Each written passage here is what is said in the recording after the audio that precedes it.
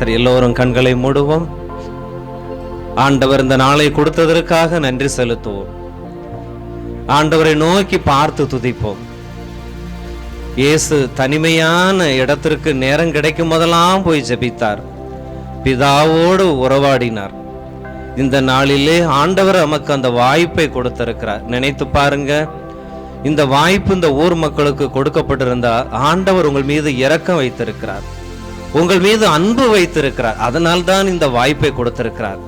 அவரை நோக்கி பார்த்து துதிப்போம். ஆண்டவரே, இந்த வாய்ப்பை எங்களுக்காக கொடுத்தீர், அந்த வார்த்தைகள் மூலமாக எங்களோடு பேசுகிறேன், எங்கள் குடும்பத்தை அழைத்து வந்தீரே, உமக்கு நன்றி செலுத்துகிறோம். இந்த நாளிலே கூட நாங்க கேட்கிற இறை வார்த்தைகள் 30 மடங்காக, 60 மடங்காக, 100 மடங்காக பலன் கொடுக்கும்படியாக உம கரத்திலே ஒப்பு கொடுக்கிறோம். இயேசுவே, எந்த நோக்கத்திற்காக எங்களை அழைத்து வந்தீங்களோ அந்த நோக்கம் நிறைவேறட்டும். ஆண்டவரே, எங்களிடம் இருக்கிற அந்த பாவ பழக்கங்கள், தீமையான எண்ணங்கள், உம்மோடு நெருங்க முடியாத தடைகள்லாம் இந்த நாளிலே மாறும்படியாக ஒப்பு கொடுக்கிறோம். நான் அந்த ஊர்ல தான் இருக்கிறேன், ஆனா என் வீட்டுல இருக்கிறேன், ஆலயத்தை சுற்றி விளையாண்டு கொண்டு இருக்கிறேன். அப்படிப்பட்ட சூழ்நிலை மக்களை கூட நீங்க தொட்டு அவங்க அந்த இறை வார்த்தைக்குள்ளே நீர் அழைத்து வரும்படியாக ஒப்பு கொடுக்கிறோம்.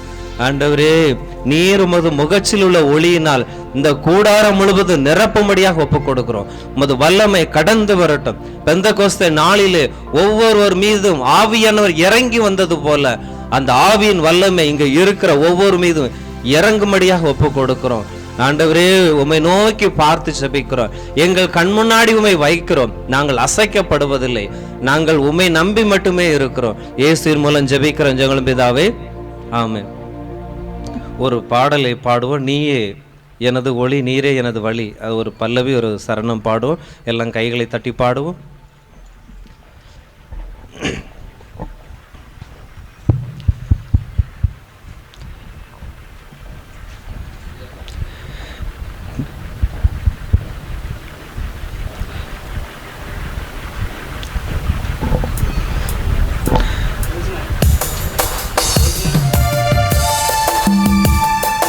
எல்லாம் கைகளை தட்டி உற்சாகமாக, காலையிலிருந்து இந்த வார்த்தை கேட்டுக்கொண்டு இருந்தாலும் ஆண்டவர் நமக்கு ஒரு கழுகை போல ஒரு பலனை கொடுப்பார். கைகளை தட்டி பாடுவோம் உற்சாகமாய்.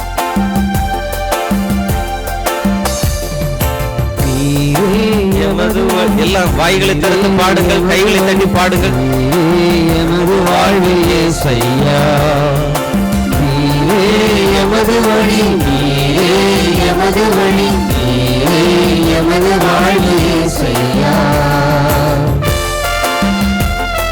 உற்சாகமா நல்ல கைகளை நல்ல கை வலிக்க தட்டும். என கைகளை தட்டும் போது ஆண்டவருடைய கரம் உங்கள் மேல் இறங்கி வரும். இந்த சிறு பிள்ளையெல்லாம் விளையாடாம ஒரு இடத்துல உட்காருங்க. 4 திசை பாதைகள் சந்திக்கின்ற வேளைகள், நன்மையென தீமையென அழியாத கோலங்கள். 4 திசை பாதைகள் சந்திக்கின்ற வேளைகள், நன்மையென தீமையென அழியாத கோலங்கள். நீயே எங்கள் வழியாவாய், நீயே பாதையில் பொருளாவாய். நீயே எங்கள் வழியாவாய், நீயே பாதையில் பொருளாவாய். உமது பாத பதிவுகள் எமது வாழ்வி தெளிவுகள், அவற்றில் நான் நடந்தாய் வெற்றி பணிகள். நீயே எமது வழி, நீயே எமது வழி, நீயே எமது வாழ்விலே செய்யா.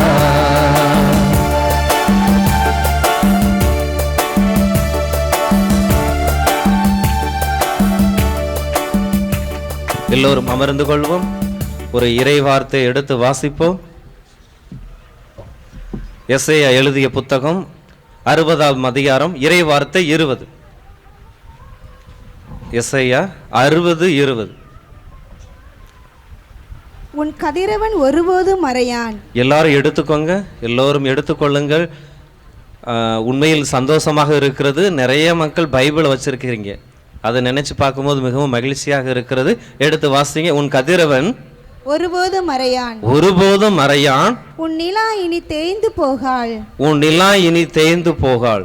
ஆண்டவரே உனக்கு என்றுமுள்ள ஒளியாக இருப்பார். ஆண்டவரே உனக்கு என்றுமுள்ள ஒளியாக இருப்பார். உன் கண்ணீரின் நாட்கள் ஒளிந்து போம். கண்ணீரின் நாட்கள் ஒளிந்து போம். ஆண்டவர் இயேசு கிறிஸ்துவின் பிரியமான சகோதர சகோதரிகளே, இந்த ஊருக்கு ஆண்டவர் அழைத்து வந்திருக்கிறார். உண்மையில் பார்க்கும்போது மகிழ்ச்சியாக இருக்கிறது. என்னுடைய வாழ்க்கையிலே பார்க்கும் பொழுது ஆண்டவர் ஏராளமான நன்மைகளை செய்திருக்கிறார். அதை நினைத்து பார்த்தால் மிகவும் சந்தோஷமாக இருக்கிறது. ஏனென்றால் எந்த ஒரு உயர்வுக்கும் தகுதி இல்லாதவன் நல்ல படிப்பை கொடுத்து, நல்ல வேலையை கொடுத்து, நல்ல ஒரு குடும்பத்தை கொடுத்து, அப்படிப்பட்ட ஒரு வாழ்க்கை எனக்கு ஆண்டவர் கொடுத்திருந்தார். ஆனால் இவ்வளவு நன்மைகளை நான் ஆண்டவரிடமிருந்து பெற்றுக்கொண்ட நான் அவரோடு நெருங்கி இருக்க கூட என்னால் ஒரு நேரத்தை ஒதுக்க முடியவில்லை. என்னுடைய எண்ணங்களோ இந்த உலகத்தை நோக்கியே இருந்தது. நான் எப்படி பெயர் வாங்க வேண்டும், எப்படி சாதிக்க வேண்டும், என்னை விட திறமைசாலிகள் இந்த இடத்துல யாரும் இல்லை, அப்படிப்பட்ட எண்ணம் இருந்தது.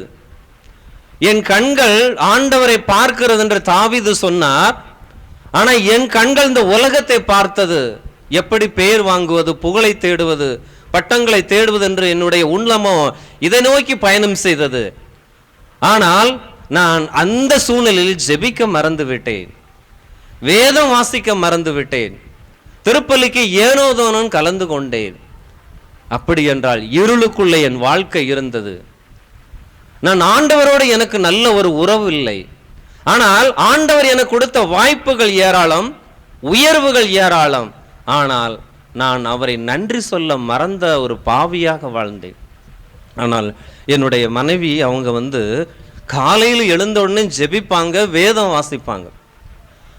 அவங்க என்னை கூப்பிடும் போது அவங்கள ஒரு ஏளனமா திட்டுவேன். அவங்ககிட்ட மனசு உடைகிற மாதிரி அவங்கள திட்டி இருக்கிறேன். அவங்க பல நாட்கள் எனக்காக ஜெபித்தார்கள். ஏனென்றால் நானோ இருளுக்குள்ளே வாழ்ந்து கொண்டு இருக்கிறேன், என்னுடைய மனைவியோ வெளிச்சத்தை நோக்கி பயணம் செய்து கொண்டு இருக்கிறார்கள். அதனால்தான் இருவருக்குள்ளும் அடிக்கடி வாக்குவாதங்கள். அவர்கள் ஆண்டவருடைய சமூகத்திலே பல நாட்கள் கண்ணீர் விட்டார்கள். என்னுடைய கணவரை எனக்கு திருப்பி கொடுங்கள், அவர் ஒரு வேறொரு பாதையிலே சென்று கொண்டு இருக்கிறார், ஏனென்றால் உம்மை பிரிந்து வாழ்ந்து கொண்டு இருக்கிறார், அவர் மேல் நீர் உமது முகச்சின் ஒளியினால் நீ நிரப்ப வேண்டும், ஆண்டவரே உமக்கு என்றும் உள்ள ஒளியாக இருப்பார், அந்த ஒளியினால் என்னுடைய கணவரை நிரப்புங்கன்னு பல நாட்கள் ஜெபித்தார்கள். இந்த இடத்துல பார்க்கும்போது புனித மோனிகா தன்னுடைய கணவருக்காக 15 ஆண்டுகளுக்கு மேல ஜெபித்தாங்களாம். தன்னுடைய மகன் புனித அகுஸ்தினாருக்கு 30 ஆண்டுகள் மேல ஜெபித்தாங்களாம் புனித மோனிகா. இதன் விளைவாக என்னுடைய மனைவி ஒரு தியானத்திற்கு என்ன அழைச்சிட்டு போறாங்க. இத மாதிரி ஒரு 3 நாள் தியானத்துக்கு என்ன அழைச்சிட்டு போறாங்க. நான் உங்களை கடுமையான வார்த்தையினால் திட்டினேன், நீ போமா, நான் வர முடியாது. ஆனால் அவங்க நம்பிக்கையை மட்டும் விடல. இந்த தியானத்திற்கு என்னுடைய கணவரை அழைத்து சென்றால் கண்டிப்பாக அந்த இயேசுனுடைய ஒளி அவர் மேல விடும் நம்பிக்கையோடு இருந்தாங்க. அந்த தியானத்திற்கு ரொம்ப வருத்தத்தோட போனேன். எனக்கு எவ்வளோ வேலை இருக்கு, நான் செய்ய வேண்டிய காரியம் எவ்வளோ இருக்கு, அப்படி முணுமுணுத்துக்கிட்டே உள்ள போறேன். முதல் நாள் அமர்ந்தேன். 2வது நாள் நல்ல ஒரு பாவ சங்கீர்த்தனம் செய்ய சொன்னார்கள். அப்படின்னா பாவ அறிக்கை செய்ய சொன்னார்கள். நான் எவ்வளவோ நாட்கள் திருமணம் ஆகினாலும் அந்த பாவ சங்கீர்த்தனம் செய்வது கிடையாது. ஏனென்றால் நாம் எதுக்கு செய்யணும்?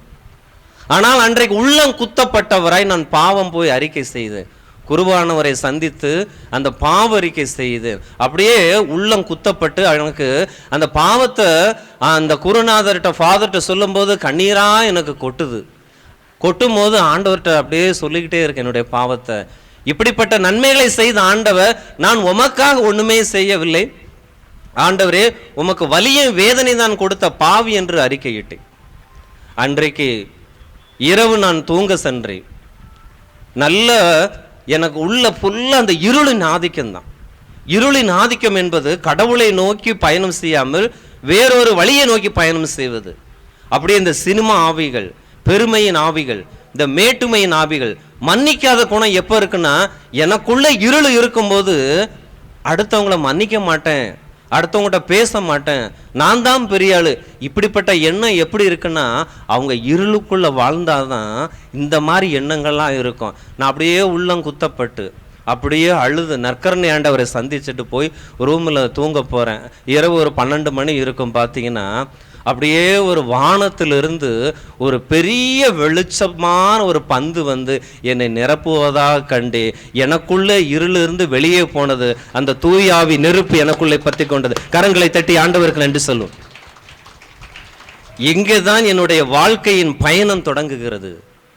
எப்போ இருள் என்னை விட்டு போனதோ நான் இயேசுவை கண்டு கொண்டேன். கரங்களை தட்டி ஆண்டவருக்கு நன்றி சொல்லும் உற்சாகமாய். அப்போதான் ஆண்டவரே பார்க்கிறேன், ஐயோ இவ்வளோ பெரிய ஒரு ஆண்டவரை நான் மறந்து விட்டேன் என்று. அப்போதான் பைபிளை ஏன்னா ஒரு வீட்டில் பைபிள் படிக்கல, ஜெபம் பண்ணலைன்னா என்ன காரணம்னா, அவங்க இருள் என்ற ஒரு அடிமைத்தனத்துக்குள்ள இருக்கிறாங்க. யார் சொன்னாலும் கேட்க மாட்டாங்க. ஆனா எனக்குள்ளே ஒரு வெளிச்சம் இருக்கிறது. அந்த வெளிச்சத்துக்குள்ளே நான் வாழ்ந்து கொண்டு இருக்கிறேன் என்றால், நான் வீட்டை விட்டு வெளியே செல்வதற்கு முன்னாக பைபிளை படிப்பேன், கடன்னு படிப்பேன். அதற்கு பின்னால் நான் பைபிளை படிக்க ஆரம்பித்தேன். தினந்தோறும் ஜெபிக்க ஆரம்பித்தேன். ஆலயத்துக்கு போக ஆரம்பித்தேன். நான் ஆண்டவரோடு அதிக நேரம் செலவிட ஆரம்பித்தேன். அப்போது வீடுகள் சந்திக்கிற பணிகள் ஆரம்பித்தோம். பல்வேறு ஊர்களுக்கு நற்செய்தி பணிகளை ஆரம்பித்தோம். இன்றைக்கு வாரத்தில் 5 நாள் நான் வேலைகளை செய்வேன். வாரத்தில் 2 நாள் ஆண்டவருடைய பணிகளை செய்து கொண்டிருக்கிறேன். இதற்கு காரணம் ஆண்டவருடைய வெளிச்சம் என் மேல் வந்தது போல இன்றைக்கு ஆண்டவர் உங்களுக்கு ஒரு வாக்கு கொடுக்கிறார். அந்த வெளிச்சம் உங்கள் மேல் வந்து உங்களை நிரப்பி அவரை நோக்கிய பயணத்தை செய்து கொண்டிருப்பார். ஹல்லேலூயா, ஹல்லேலூயா. அப்படின்னா இன்றைக்கு இந்த தியானம் என்பது உங்களை விழித்து கொண்டு ஒளியை நோக்கி பயணம் செய்யக்கூடியதாக இருக்கிறது.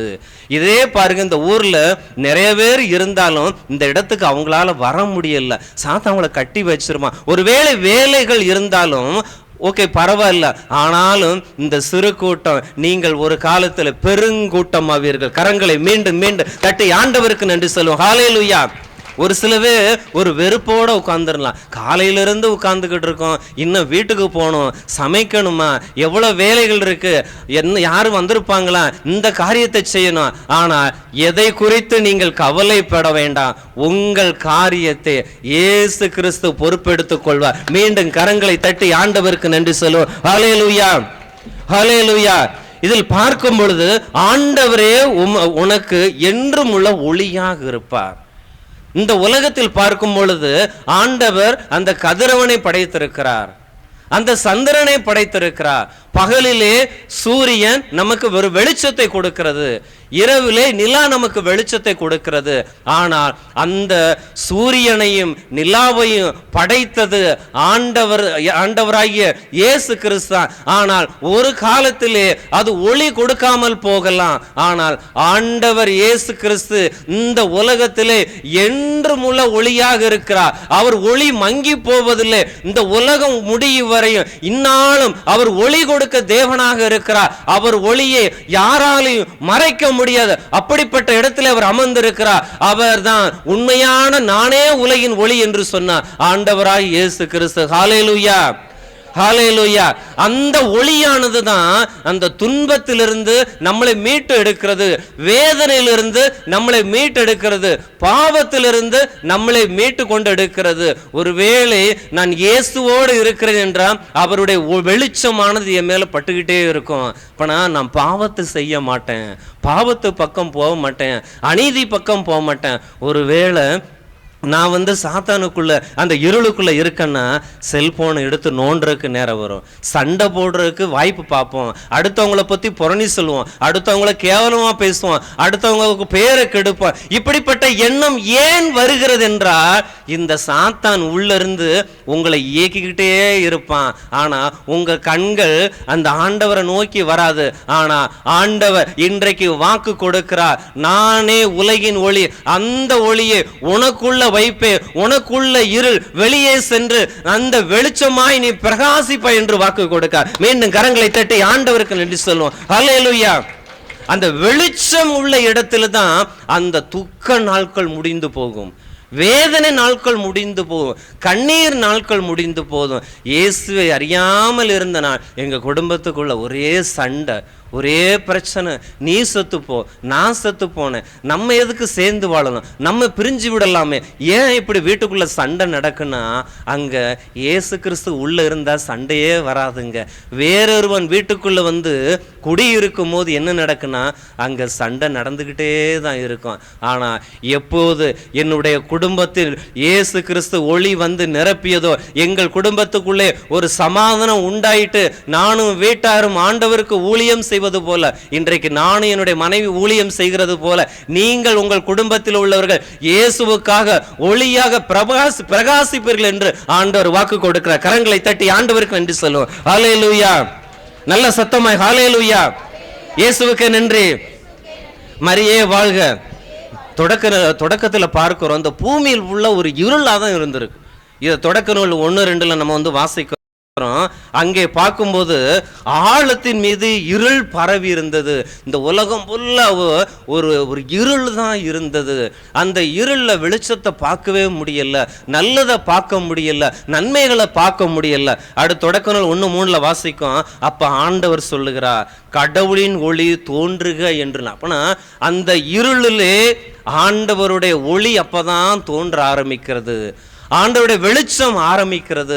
அப்போ இருளின் ஆதிக்கம் முறியடிக்கப்பட்டு ஆண்டவருடைய ஒளி இந்த உலகத்தில் என்னச்சது தோன்றக்கூடிய ஒரு வாய்ப்பாக இருந்தது. அந்த இடத்துல நம்ம பார்க்கிறோம், அந்த தொடக்கத்திலே பழைய ஏற்பாட்டிலே ஒரு ஒளிமயமான இருந்தாலும், புதிய ஏற்பாட்டிலே ஆண்டவர் எசையா மூலம் ஒரு வார்த்தையை கொடுக்கிறார். எடுத்து வாசிப்போம். எசையா 9:2 எடுத்து வாசிங்க. எசையா புத்தகம் 9ஆம் அதிகாரம் இறைவார்த்தை 2. மக்கள் காரியூரில் நடந்து வந்த மக்கள் பேரொளியை கண்டார்கள். சாவி நிழல் சூழ்ந்துள்ள நாட்டில் குடியிருப்போர் மேல் சுடர் ஒளி உதித்துள்ளது. இங்கே பார்க்கும் பொழுது அந்த இங்கே கடவுள் ஒளி தோன்றியது போல காரில் நடந்த மக்கள் பேரொளியை கண்டார்கள். இங்கே இயேசு இந்த உலகத்திற்கு மீட்பராக வருகிறார். இயேசு இந்த உலகத்துக்கு மீட்பராக வரும்போது இந்த உலகத்தில் காரில் இருந்தது. ஆனால் இயேசு கிறிஸ்து இந்த பூமிக்கு வந்தோன்னு ஒரு பெரிய ஒரு வெளிச்சம் உண்டாயிட்டு, இருளின் ஆதிக்கங்கள் முறியடிக்கப்பட்டன, இருளின் சோதனைகள் முறியடிக்கப்பட்டன. அப்படி இயேசு கிறிஸ்து இந்த பூமிக்கு வந்த போது பார்த்தீங்கன்னா ஒரு பெரிய ஒரு ஒளி உண்டாயிட்டு. இந்த பெரிய ஒளி உண்டாதுனால பார்த்தீங்கன்னா எல்லாம் அந்த இருளின் ஆதிக்கங்கள், இருளின் வல்லமைகள், இருளின் பாவங்கள் எல்லாமே முறியடிக்கப்பட்டன. அதற்கு ஒரே காரணம், இயேசு கிறிஸ்து இந்த பூமிக்கு வந்தவுடன் பேரொளியை மக்கள் காண்டார்கள். அந்த பேரொளி என்பது இயேசு கிறிஸ்துவை குறிக்கிறது, அவரிடமிருந்து வந்து ஒளியை குறிக்கிறது. அந்த இயேசு கிறிஸ்துவின் பேரொளி எனக்குள்ளே வந்தார், எனக்குள்ள ஒரு மாற்றம் உண்டாகிறது. அந்த பேரொளி இயேசு கிறிஸ்து எங்கள் குடும்பத்துக்குள்ள வந்தார், நீங்கள் இயேசுவுக்கு சாட்சியாக மாறுவீர்கள். கரங்களை தட்டி ஆண்டவருக்கு நன்றி சொல்லுவோம். ஹல்லேலூயா, ஹல்லேலூயா. இந்த நேரத்தில் பார்க்கும்போது அதான் இயேசு கிறிஸ்து சொல்லுகிறாரு, நானே உலகத்தின் ஒளி, நானே உலகத்தின் ஒளி. இயேசுவே இந்த உலகத்தின் ஒளி. இவரை விட்டா இந்த உலகத்தில் யாரும் ஒளி கிடையாது, இவரை விட்டா யாருமே வெளிச்சம் கிடையாது. அப்படிப்பட்ட ஆண்டவர் இயேசு கிறிஸ்து இந்த உலகத்திலே ஒரு பெரிய வெளிச்சமாக இருக்கிறார். உயிர்த்த ஆண்டவர் எப்படி இருக்காருன்னு வாசிங்க. திருவெளிப்பாடு 1:16. திருவெளிப்பாடு புத்தகம் 1:16 வாசிங்க. திருவெளிப்பாடு 1:16. அவர் தம் வலக்கையில் 7 விண்மீன்களை கொண்டிருந்தார். 7 விண்மீன்களை கொண்டிருக்கிறார். இருபுறமும் கூர்மையான வாள் ஒன்று அவரது வாயிலிருந்து வெளியே வந்தது. அவரது முகம் நண்பகல் கதிரவன் போல் ஒளிர்ந்தது. ஹல்லேலூயா, ஹல்லேலூயா. இயேசுவோட முகத்தை பாருங்க. அப்படியே இந்த நம்ம அந்த பூமியில ஒரே ஒரு சூரியன் தான் இருக்கு. ஆனா 1000 சூரியன்கள் இந்த பூமியில இருந்தா எவ்வளவு வெளிச்சமா இருக்கும். அதே மாதிரிதான் அந்த இயேசுனுடைய முகத்திலிருந்து அப்படியே வெளிச்சங்கள் உண்டாகிட்டே இருக்கு. அதான் போட்டிருக்கு, அவருடைய முகம் நண்பகல் கதிரவன் போல் ஒளிகிறது. அப்படின்னா உயிர்த்த ஆண்டவர் வந்து எப்படி இருக்கார், முகம் கதிரவனை போல, அந்த சூரியனை போல அவர்கிட்ட இருந்து அப்படியே ஒரு வெளிச்சம் வந்துகிட்டே இருக்கான். இந்த இந்த சூரியனை விட 1000 மடங்கு அந்த ஒளியை கொடுக்கிற அந்த பிரகாசம், அந்த வெளிச்சம் எங்கிருந்து வருது பார்த்தீங்கன்னா அந்த இயேசு கிறிஸ்து இருந்து வந்துகிட்டே இருக்கு.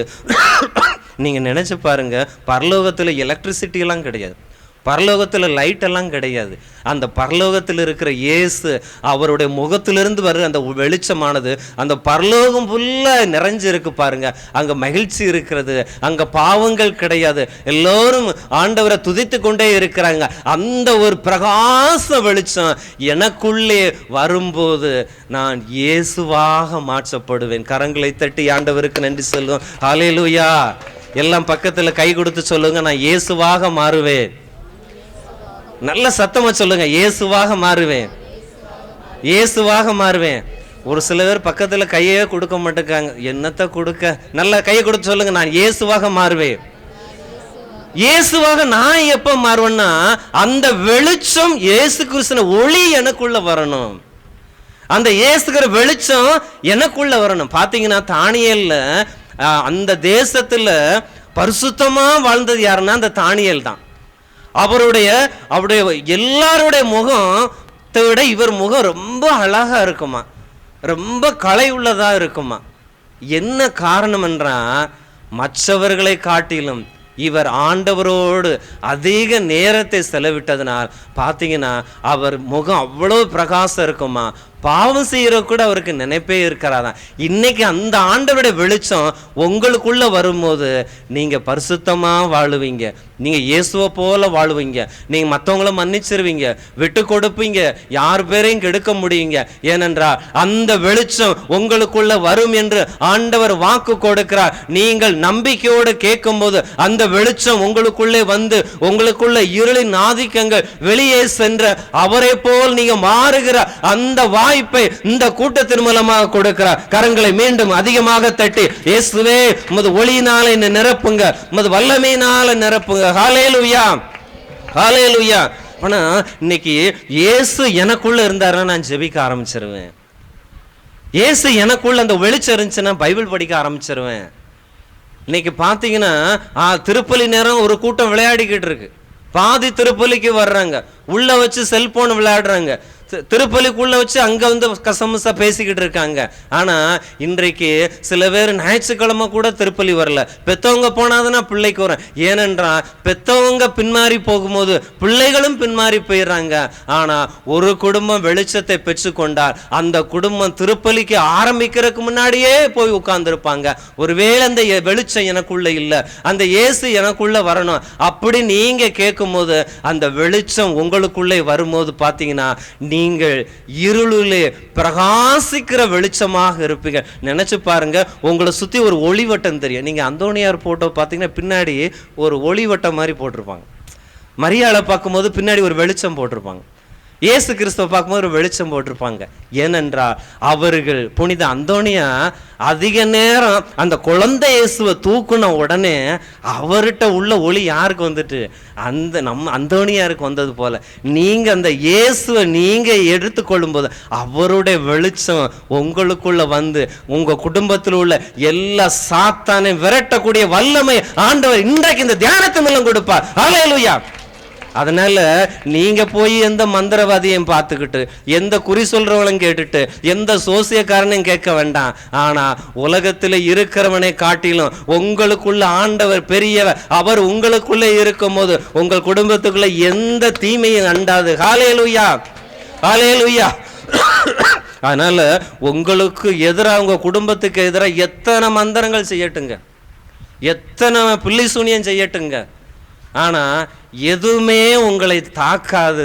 ஏனென்றால் நீங்கள் அந்த கிறிஸ்துவின் ஒளிக்குள்ளே இருப்பதனால், அந்த வெளிச்சத்தில் நீங்கள் இருப்பதனால் அது நெருங்கி வருகிற வேகத்திலே திரும்பி சென்று விட்டு உங்கள் குடும்பத்தை காக்கக்கூடிய இயேசுவின் ஒளி ஒரு கேடயமாக இருக்கிற. மீண்டும் கரங்களை தட்டி ஆண்டவருக்கு நன்றி சொல்லும். ஹல்லேலூயா. இந்த தியானம் முடிஞ்ச பிறகு பாருங்க, இந்த ஊர்ல இருந்து நிறைய ஊழியக்காரர்கள் வெளியே வருவாங்க. ஹல்லேலூயா, ஹல்லேலூயா. இந்த உலகத்திலே ரொம்ப பெரிய பாக்கியம் என்னன்னா நான் ஆண்டவருக்காக ஊழியம் செய்வதுதான். அதனால இந்த மேடை ஏறி ஊழியம் செய்கிறது தான் பெரிய ஊழியம் கிடையாது. மக்களை ஒழுங்குபடுத்துறது, பாத்திரம் கழுவுறது, சேறுகளை ஒழுங்கா எடுத்து போடுறது. நீங்கள் எதை செய்தாலும் இயேசுவுக்காக செய்யும் போது அந்த காரியத்தை என்ன செய்வா? ஆண்டவர் அங்கீகரிப்பா. இது நாள் வரைக்கும் நீங்கள் பல காரியங்களில் ஈடுபட்டு இருக்கலாம், ஆனா இந்த தியானத்தின் மூலமாக ஆண்டவர் என்ன நினைக்கிறார்? உங்களுக்குள்ள ஒரு வெளிச்சத்தை உண்டாக்கி அவர் உங்களை சொந்தமாக ஆக்கிக் கொள்ள போகிறார். இயேசுவுக்கு நன்றி சொல்லுங்க, கரங்களை தட்டி. ஹல்லேலூயா, ஹல்லேலூயா. அப்படின்னா இந்த வெளிச்சத்தில் இருக்கிறவங்க இந்த யோவான் 1:4 பார்க்கிறான், மனிதருக்கு ஒளியாய் இருந்து இருள் அதன் மேல் வெச்சு கொள்வதில்லை. பாருங்க, யோவான் 1:4, யோவான் 1:5 பார்க்கிறோம், இயேசு கிறிஸ்துவ இந்த உலகத்துல இந்த இருள் ஆதிக்கம் செலுத்த முடியல. இயேசு கிறிஸ்து சொல்றல்ல, ஏன்டா பாவம் இருக்குன்னு யாராச்சும் சொல்ல முடியுமா? என்ற குறை இருக்குன்னு யாராவது சொல்ல முடியுமா? ஏனென்றா அவரிடம் அந்த ஒளி இருந்ததுனால, அவருக்குள்ள இருந்ததுனால அந்த இருளின் ஆதிக்கம். மத்தேயு நட்சத்திரத்துல பார்க்கிறோம், இயேசு பாலைவனத்தில் இருக்கும் போது சாத்தான் நடுநடுங்கி ஓடி போறான்.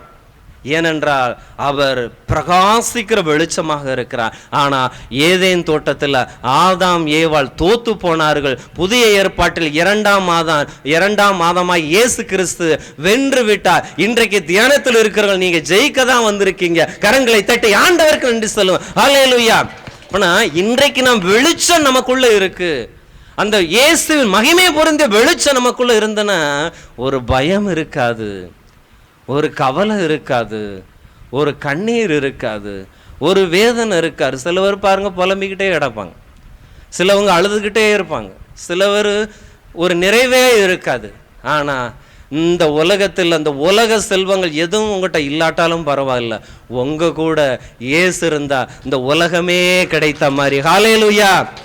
எல்லாரும் சொல்லுங்க, கைகளை உயர்த்தி, இயேசுவே எது இல்லாட்டாலும் பரவாயில்லை, நீங்க இருந்தா என் கூட போதும், அதன போதும். பவுல் சொல்றாரு, என்னுடைய ஒப்பற்ற செல்வமே யாரு?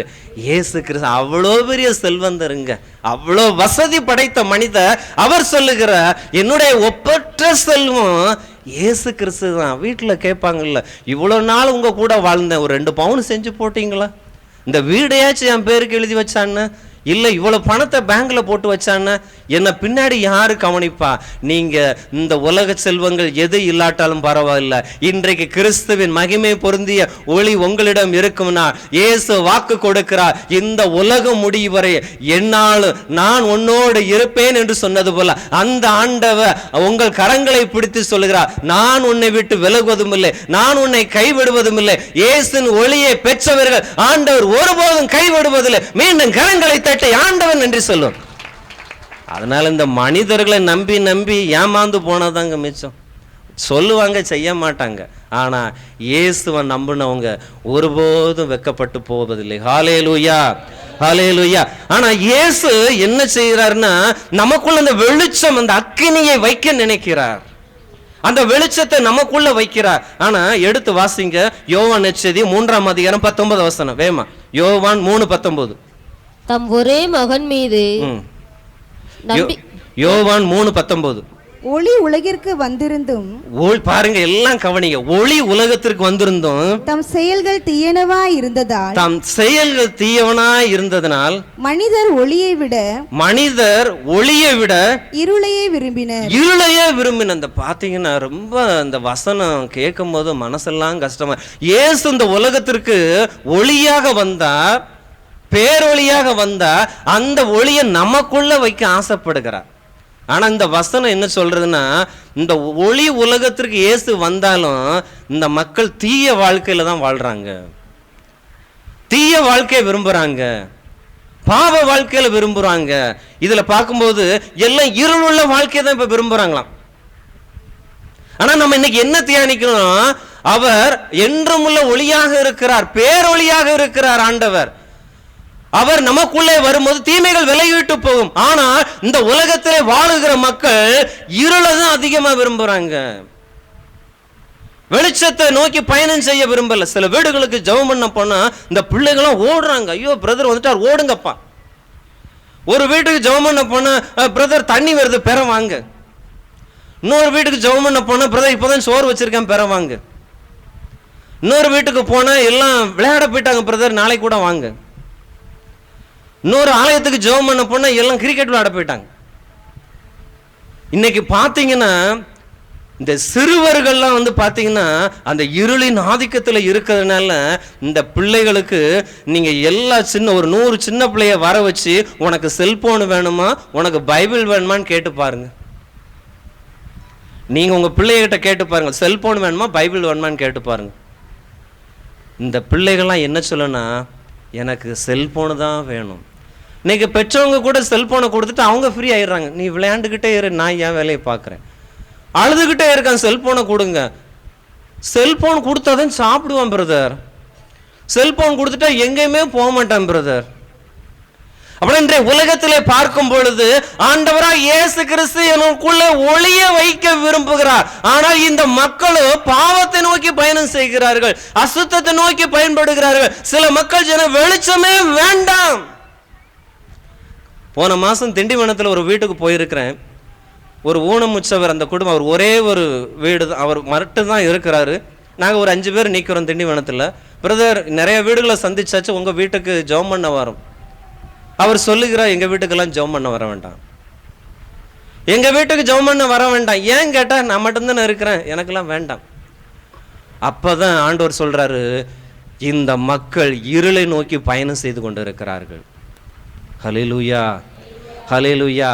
அதனால தான் இந்த உலகத்தில் சினிமா ஆதிக்கம் அதிகமாயிட்டு, நாடகங்கள் அதிகமாயிட்டு, குடிப்பழக்கங்கள் அதிகமாயிட்டு, போதை பொருட்கள் அதிகமாயிட்டு, இந்த வாலிப பசங்கள் வாலிப பெண்கள் ஆலயத்துக்கே வருது கிடையாது.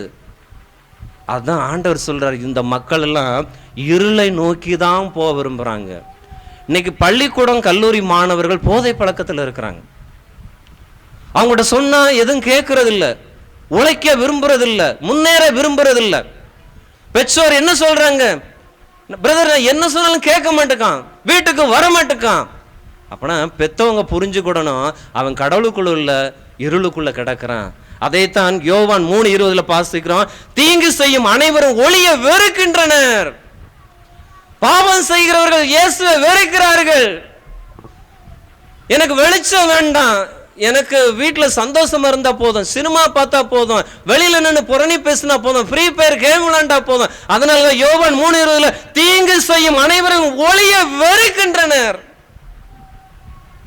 குடும்பத்தில் சமாதானம் இல்லை, குடும்பத்தில் அடிதடி, கல்யாணம் முடிஞ்சு ஒரு நாள்ல டைவர்ஸ், 6 மாசத்துல விவாகரத்து, கணவன் மனைவியை வெட்டியாச்சு, கணவன் மனைவியை இப்படி மாறி மாறி ஒரே கொலை செய்கிறது. இன்னைக்கு மக்கள் அதனால தான் இன்னைக்கு உலகம் முழுவதும் என்ன ஒரே யுத்தங்கள் நடக்கிறது. பல லட்சக்கணக்கான மக்கள் கொன்று குவிக்கப்படுகிறாங்க, இருளை நோக்கி பயணம் செய்கிறாங்க.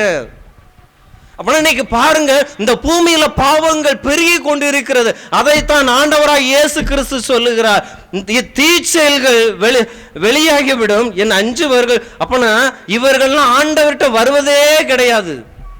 ஆனால் இன்னைக்கு உங்க குடும்பத்தை எடுத்து பாருங்க, எத்தனை பேர் பாவத்தை விட்டு விலகி இருக்கிறாங்க. அவங்க வெளிச்சத்துக்குள்ள இருக்காங்களா, இருளுக்குள்ள இருக்காம பார்க்க முடியுது. ஹல்லேலூயா, ஹல்லேலூயா. இயேசுவுக்கு நன்றி. மரியே வாழ்க. ஒரு பல்லவியை மட்டும் பாடுவோம், என் கூடவே இரும் ஓ இயேசுவே.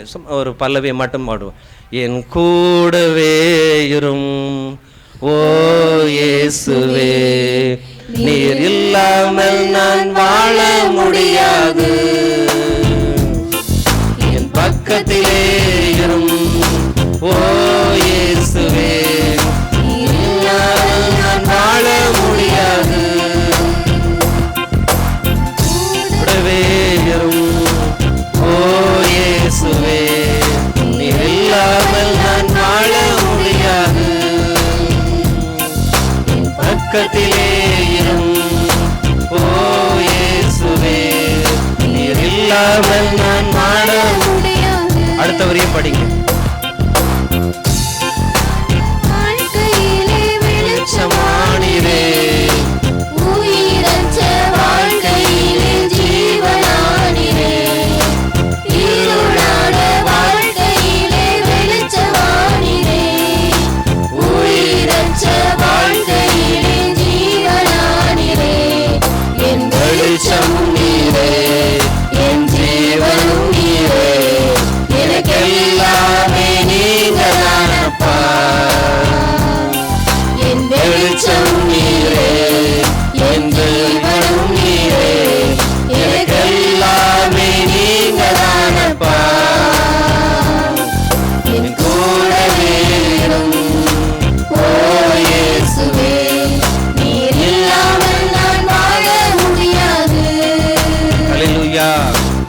ஹல்லேலூயா.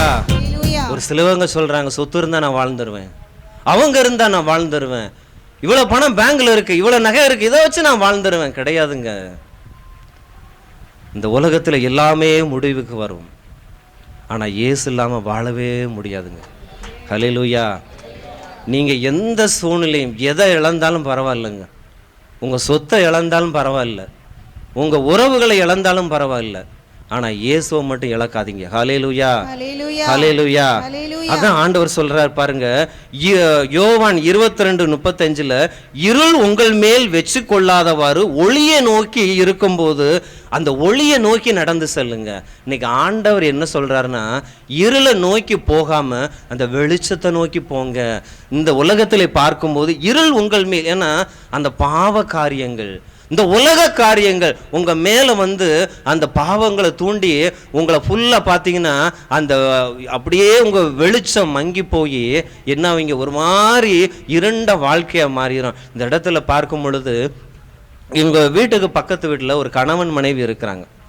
அவங்க கணவன் மனைவி பார்த்தீங்கன்னா, கணவர் வந்து பார்த்தீங்கன்னா 30 ஆண்டுகளாக குடிக்கிறார். அந்த வீட்டுக்குள்ள எப்போதும் சண்டை தான் நடக்குது. ஏன் இந்த மனைவி எவ்வளவோ முயற்சி பண்ணி பார்க்குறாங்க, அவங்களால அவருடைய குடியை நிப்பாட்டவே முடியல. உடனே சண்டை வருது, வீட்டுக்கு சாப்பாடு வந்தாலும் சண்டை, வேலைக்கு போனாலும் சண்டை. ஏன்னா அந்த குடி என்ற ஒரு இருள் ஆதிக்கம் அந்த குடும்பத்துக்குள்ள அப்படியே சின்னபானமாய் கிடக்கு. ஒரு நாள் இவங்க ஜெபத்துக்கு போகும்போது ஆண்டவர் உணர்த்துற ஒரு கணவன் அழைத்து வா என்று சொல்கிறார். இந்த கணவன் இவர்கள் அழைத்து போது 3 நாள் தியானத்தில் அமர வைக்கிறாங்க. அந்த தியானத்தில் வார்த்தைகள் குத்தப்பட்டு அவர்களுக்குள்ள அந்த வெளிச்சம் வந்து அந்த குடிகார இருள் அவரை விட்டு வெளியே போன்றது. கரங்களை தட்டி ஆண்டவருக்கு சொல்லும். ஆம் பிரியமானவர்களே, ஆண்டவர் சொல்றார், இருள் உங்கள் மேல் வெச்சு கொள்ளாத எந்த இருளும், அந்த பாவ பழக்கமா இருந்தாலும் சரி, தீமையான காரியங்கள் தான், அந்த போராமை எண்ணமா இருந்த அந்த மன்னிக்காத எதுவுமே உங்க மேல வெச்சு கொள்ள முடியாது. இன்னைக்கு பிள்ளைகள் விழுந்து போயிடுறாங்க, கணவன் மனைவி விழுந்து போகிறாங்க. இப்போ பார்த்தீங்கன்னா கடந்த ஒரு 4 மாதமா இந்தியாவில் தமிழ்நாட்டில் செல்ஃபோன் பார்க்குறவங்களோட எண்ணிக்கை அதிகமாயிட்டான். அந்த நேரங்கள் அதிக நேரங்கள் என்ன பண்ணுறாங்கன்னா அந்த செல்ஃபோன் ஆதிக்கத்திலே இருக்கிறாங்க. சில பேர் அதை விட்டு வெளியே வர முடியலை. அப்போனா இங்கே ஆண்டவர் என்ன சொல்கிறாரு, அந்த இருளிலிருந்து நீங்கள் வெளியே வாங்க. நீங்க இருளுக்கும் வெளிச்சத்துக்கும் போட்டி நடக்கு, ஆனா இருளு தான் வந்து இன்னைக்கு ஜெயிக்கக்கூடிய நேரமா இருக்கிறது. ஆனா அந்த தியானத்துல நீங்க ஒரு தீர்மானம் எடுங்க, என்கிட்ட உள்ள இருள் வெளியே போகட்டும், எனக்குள்ள அந்த இயேசு வந்தாதான் எனக்குள்ள ஒரு மாற்றம் நடக்கும். கரங்களை தட்டி ஆண்டவருக்கு நன்றி சொல்லுவோம். ஹல்லேலூயா, ஹல்லேலூயா. ஆனா என் வாழ்க்கையில பார்க்கும்போது மனைவி புத்திமதி சொல்றாங்க, அம்மா அப்பா சொல்றாங்க, சொந்த பந்தம் யாரு சொன்னா நான் கேட்கல. யார் இன்னைக்கு உங்க வீட்டில் உங்க பிள்ளைகள் கணவன் மனைவி யார் சொன்னாலும் கேட்க மாட்டாங்க, மாற மாட்டாங்க. ஆனா அவங்ககிட்ட இயேசுவை கொடுத்து பாருங்க, அவங்களுக்குள்ள உடனே ஒரு மாற்றம் வரும். மாற்றத்தின் ஆண்டவர், அந்த ஒளியின் ஆண்டவர் உங்களுக்குள்ள ஒரு மாற்றத்தை கொடுப்பார். கரங்களை தட்டி ஆண்டவருக்கு நன்றி சொல்லுவோம். ஹல்லேலூயா, ஹல்லேலூயா. இந்த இடத்துல பார்க்கும் பொழுது புனித பௌஸ்தீனா வந்து பார்க்குறோம். புனித பாஸ்டினா அவங்க ஒரு எளிமையான குடும்பத்தில் பிறந்த பெண். அவங்க அந்த ஒரு அருள் சகோதரி ஆகணும் அந்த மடத்துக்கு போகிறாங்க. அந்த மடத்தில் உள்ளவங்க என்ன நினைக்கிறாங்க, இங்கே வேலையெல்லாம் கிடையாது, நீ வெளியே போங்கிறாங்க. அவங்க எதுக்கு வந்திருக்கிறாங்க, அருள் சகோதரி ஆகிறதுக்கு வந்திருக்கிறாங்க. அவங்கள அங்கிட்ட இங்கிட்ட அலக்கழிக்கிறாங்க. சரி, நீ அருள் சகோதரி ஆகணும், அதுக்குரிய உடைகளுக்குரிய காசு கொண்டு வாங்குறாங்க. புனித பாஸ்டினாட்ட வந்து காசு கூட கிடையாது, வேலை பார்த்து அந்த அருள் சகோதரிக்குரிய உடையை வாங்கி அவங்க அந்த அந்த மடத்திலே சேர்றாங்க. அவங்க நேரம் கிடைக்கும் போதெல்லாம் ஆண்டவர்கிட்ட தனிமையாக ஜெபிக்கிறாங்க. அப்போதான் அந்த இறை இரக்கத்தின் ஆண்டவர் அந்த புனித பாஸ்டினாக்கு முன்னாடி நேரடியாக காட்சி கொடுத்து அவருடைய குத்தப்பட்ட விழாவிலிருந்து ஒரு வெள்ளை நிறத்தில் ஒரு ஒளி வருகிறது, ஒரு சிவப்பு நிறத்தில் ஒரு ஒளி வந்து நிரப்புகிறது. இந்த வெள்ளை என்பது ஒரு பரிசுத்தத்தை குறிக்கிறது, ஒரு சமாதானத்தை குறிக்கிறது. இந்த சிவப்பு நிறம் கதிர் இயேசுடைய இதயத்தை அந்த குத்தப்பட்ட விழாவிலிருந்து வருகிறது. அது உலகத்தை தூய்மைப்படுத்துவதாக இருக்கிறது. இயேசுவின் ரத்தம் பாவங்களை போக்குவதாக இருக்கு. இரண்டும் ஒளியும் வெளிச்சமும் அந்த குத்தப்பட்ட விழாவிலிருந்து புனித பௌஸ்தினாக்கு ஆண்டவர் காட்சி கொடுக்கிறார். அதே மாதிரி நீங்க நேரம் கிடைக்கும் போதெல்லாம் இயேசு முன்னாடி நின்று நீங்க ஜெபிக்கும் போது அவருடைய ஒளியில் அன்றைக்கு புனித பாஸ்டினாவுக்கு ஆண்டவர் காட்சி கொடுத்தது போல உங்களுக்கும் காட்சி கொடுப்பார். கரங்களை தட்டி ஆண்டவருக்கு நன்றி சொல்லுவோம். ஹல்லேலூயா. அதனாலதான் புனித பாஸ்டினா இறை இரக்கத்தின் தூதுவராக இன்னைக்கு உலகம் முழுவதும் கொண்டாடப்படுகிறார்கள். அவர்களுடைய பாவங்கள் அவர்களை அணுவது இல்லை, இருள் ஆதிக்கம் அணுவது இல்லை. ஹல்லேலூயா, ஹல்லேலூயா. அப்போ இன்னைக்கு பார்க்கும்பொழுது நேரம் கிடைக்கும் போதெல்லாம் நம்ம என்ன செய்யணும்னா அந்த ஆண்டவரோடு உறவாடக்கூடிய ஒரு வாய்ப்பை என்ன செய்யணும், பெற்றுக்கொள்ளணும். ஹல்லேலூயா.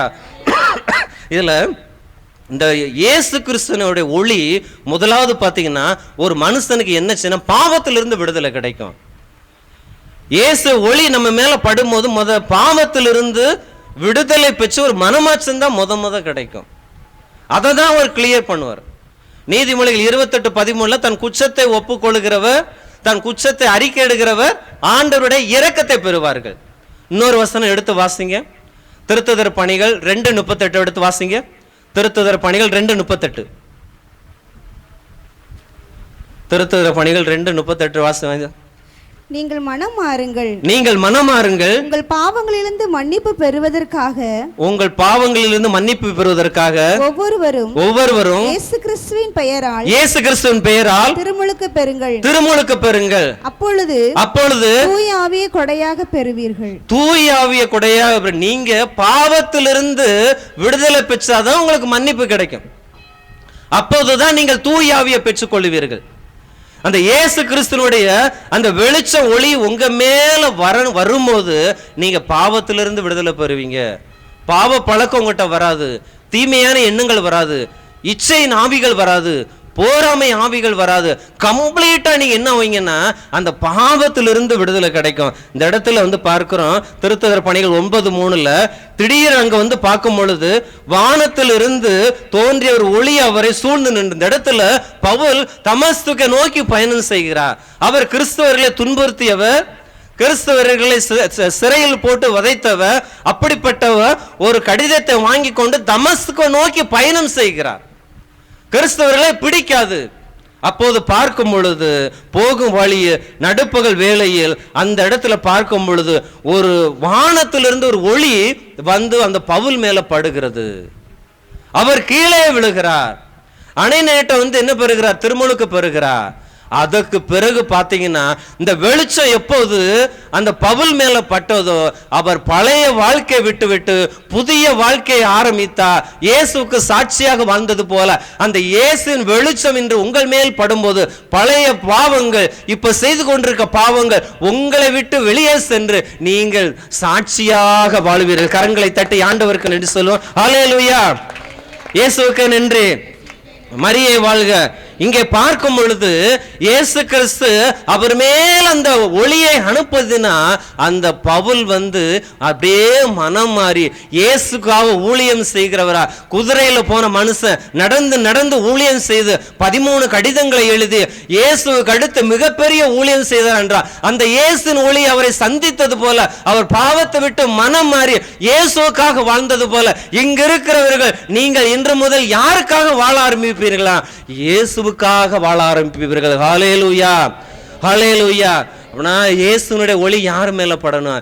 என் மேல படணும். அப்படி பட்டாதான் உங்களுக்குள்ள ஒரு மாற்றம் வரும். இல்லைன்னா பழைய வாழ்க்கை தான், பழைய வழிமுறை தான், பழைய எண்ணங்கள் தான், பழைய மாதிரி அப்படியே போய்கிட்டு இருக்கோம். ஆனால் குதிரையில போன மனுஷனுக்கு ஒளி பட்டவுடன் அவர் எல்லாவற்றையும் விட்டு ஆண்டவருக்காக தன்னுடைய வழியை செய்தது போல இங்கு இருக்கிறவர்கள் எல்லாவற்றையும் நீங்க விட வேண்டும் என்றால், பாவத்திலிருந்து விட்டு மனமாற வேண்டும் என்றால் இயேசு ஒளி உங்க மேல படும்போது அப்பதான் உங்களுக்கு ஒரு விடுதலை கிடைக்கும். நீங்க உலகத்துல எத்தனை கோடி பணம் நன்கொடையா கொடுத்தாலும், எவ்வளவு கோடி அன்னதானம் கொடுத்தாலும் உங்கள் பாவங்கள் மன்னிக்க மாட்டாது. ஆனா நீங்க மனமருந்து இயேசுவிட்ட ஒப்பு கொடுத்து நீங்கள் செய்யும் போது அந்த பரலோகத்திலிருந்து ஒரு வெளிச்சம் உங்க மேல் உங்கள் பாவங்கள் மன்னிக்கப்படும். இயேசுவே நன்றி, எங்கள் குற்றங்களை மன்னித்ததற்காக நன்றி. ஹல்லேலூயா, ஹalleluya.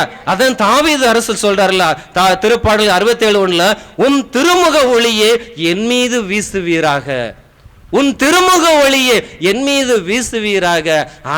தாவீது போய் ஆண்டவர்கிட்ட நகையை கொடுங்க, பணத்தை கொடுங்க, வீட்டுக்கு கடன் அடைக்கணும், எதுவுமே கேட்கல. நம்ம ஆலயத்துக்கு போனா அது வேணும், இது வேணும், அதை செய்யணும், இதை செய்யணும். ஆனா ஆண்டவருக்கு முன்னால் தாவீது உமது முகத்தின் ஒளியினால் என்னை நிரப்புங்க என்று கேட்கிறார். அதே மாதிரி இன்றைக்கு இந்த தியானத்தில் இருக்கிறவங்க, நீங்கள் எதை குறிச்சும் கவலைப்பட வேண்டாம். நீங்கள் இங்க வருவதற்கு முன்னாடியே உங்கள் ஜெபம் கேட்கப்பட்டது. கரங்களை தட்டி ஆண்டவருக்கு நன்றி சொல்ல. ஆனா நீங்க ஆண்டவர்கிட்ட என்ன கேட்கணும்? உங்க பிள்ளைகளுக்காக என்ன கேட்கணும்? உங்க கணவருக்காக என்ன கேட்கணும்? என் குடும்பத்தில் எல்லாரையும் அந்த ஒளியினால நிரப்புங்க ஆண்டவரே, நாங்க உமக்கு சொந்தமாகணும். எல்லாரும் பக்கத்துல கை கொடுத்து சொல்லுங்க, நான் இன்று முதல், நல்லா சத்தமா சொல்லுங்களேன், நான் இன்று முதல் இயேசுவுக்காக சொந்தம், இயேசுக்கு சொந்தம், இயேசுவின் ஒளி என்மேல் பட்டது. ஹalleluya, ஹalleluya. இப்ப நான் இயேசு ஒளி எனக்குள்ள வரும்போது பாவம் செய்யற கூட எனக்கு மனசு வராதுங்க. பழைய ஏற்பாட்டுல யோசேப்பு அரண்மனையில் அந்த அரசி தனியாக இருக்கிறார், பாவம் செய்யறதுக்கு அவருக்கு வாய்ப்பு கிடைக்க யாருமே இல்லையே, அரசியே நம்மளை கூப்பிடுறா அப்படின்னு போய் விழாம அந்த பாவத்தை விட்டு அரண்மனை விட்டு வெளியே ஓடி போனது போல, ஆண்டவருக்கு முன்பாக உத்தமமாய் இருந்தது போல, அந்த தேசத்தை அந்த ஆண்டவர் அவரை அதிபராக்கியது போல, நீங்கள் இன்று முதல் பாவத்தை விட்டு நீங்கள் விலகி செல்லும் போது ஆண்டவர் உங்களை கீழாக்காமல் மேலாக்குவர். கரங்களை தட்டி ஆண்டவருக்கு நன்றி சொல்ல. ஹalleluya. ஒரு வேலை உங்கள்கிட்ட எந்த படிப்பு இல்லை, திறமை இல்லை, கவலைப்படாதீங்க. ஆனா இயேசு இருக்கிறார். ஹalleluya, ஹalleluya. என்கிட்ட பணம் இல்லை, வசதி இல்லை, படிப்பு இல்லை, சொந்த பந்தம் இல்லை, எனக்கு அரசியல்வாதி தெரியாது, அந்த விவரம் தெரியாது, எது இல்லாட்டாலும் போட்டுங்க, என் கூட ஆண்டவர் இருந்தா போதும். ஹalleluya. அப்படிதான். எனக்கு சரியா படிப்பு வராது, எனக்கு படிச்சு கொஞ்ச நேரத்தில் மறந்துடும். நான் அந்த பரீட்சைக்கு முன்னாடி கொஞ்ச நேரம் என்ன படிக்கிறோன்னு அதுதான் பரீட்சையில் எழுதுவேன். எல்லாரும் முடிவு பண்ணிட்டாங்க, இவன் ஃபெயில் ஆக போறான்னு எல்லாம் முடிவு பண்ணிட்டாங்க. ஆனால் நான் அந்த பரீட்சை எழுதுறதுக்கு முன்னாடி என் இயேசுவை சந்திச்சுட்டு தான் போனேன். என்னால் முடியாதுப்பா, நான் என்னைக்கு இயேசுவை தேடி போனனோ அந்த வகுப்பில் உள்ள எல்லாத்தையும் விட எனக்கு உயர்ந்த இடத்தை கொடுத்திருக்காருன்னா அந்த ஆண்டவர் இன்றைக்கு உங்களுக்கும் கொடுப்பாருங்க. ஹalleluya. நான் படித்த படிப்புக்கும் நான் தகுதியற்றவங்க, நான் செய்கிற வேலைக்கு நான் தகுதியற்றவங்க. ஆனால் இயேசுவை எனக்கு என்னைக்கு சொந்தமாக்கணும், அவர் எனக்குள்ள வந்து தங்கிட்டார். நேரம் கிடைக்கும் போதெல்லாம் அவர்கிட்ட நான் பேசுவேன், அவர் என்கிட்ட அடிக்கடி பேசுவேன், நான் கேட்பேன், எல்லாத்தையும் பஸ்ஸில் வந்தாலும் பேசிக்கிட்டே வருவேன், வீட்டில் சும்மா இருந்தாலும் அவர்கிட்ட பேசுவேன். ஏன்னா எனக்கு நண்பனை போல இயேசு கிறிஸ்து எனக்குள்ளே இருக்கிறா. நான் என்ன கேட்டாலும் ஒரு ஆலோசனை கொடுப்பா. நான் யார்கிட்டையும் போய் இதை செய்ய கிடையாதுங்க. நான் அவர்கிட்ட சொல்லிட்டோம்னா அவர் எனக்குள்ள இருந்து பேச ஆயிருவேன். அப்போதாங்க பார்த்தேன், இந்த உலகத்தில் யாருக்கும் நிறைய பேர் கிடைக்கும், ஆனால் எனக்குள்ளே இருந்து ஆண்டவர் பேசிக்கிட்டே இருப்பார். அந்த வெளிச்சம் எனக்குள்ளே வந்துக்கிட்டே இருக்கும். இந்த நாள் 2 நாளைக்கு முன்னாடி ஒரு அம்மா ஃபோன் பண்ணாங்க, பிரதர் உடம்பு சரியில்லை, அவங்க சொந்தக்காரங்கள்லாம் வீட்டுக்கு வந்துட்டாங்க, இவங்க மரித்து போக போகிறாங்க. நான் ஃபோன் பண்ணோன்னே நான் வீட்டுக்கு போனேன்.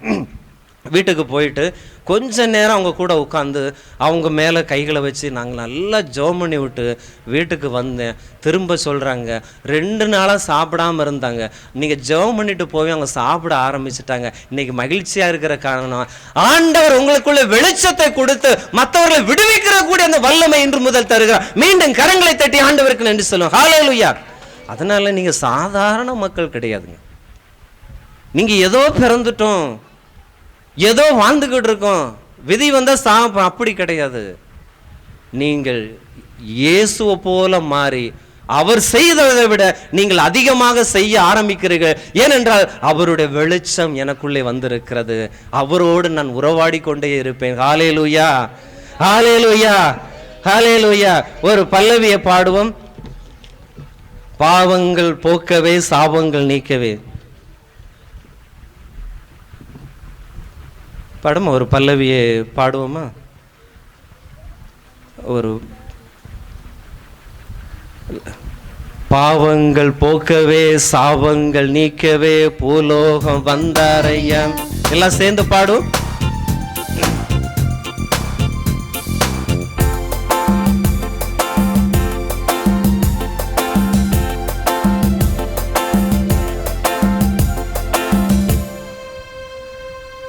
பாவங்கள் போக்கவே கைகளை தட்டி உற்சாகம் நீக்கவே பூலோகம் வந்தார். எல்லாரும் ஒரு நிமிஷம் எந்திரிங்க. எல்லாரும் ஒரு நிமிஷம் எந்திரிச்சு பாடுங்க. எல்லாம் ஒரு நிமிஷம் எந்திரிங்க. எல்லாரும் ஒரு நிமிஷம் நல்லா உற்சாகமா கைகளை தட்டி எல்லாம் எந்திரிங்க. குட்டி பிள்ளைகளை எந்திரிச்சு பாடுங்க. பாவங்கள் போக்கவே சாபங்கள் நீக்கவே பூலோகம் வந்தாரையா.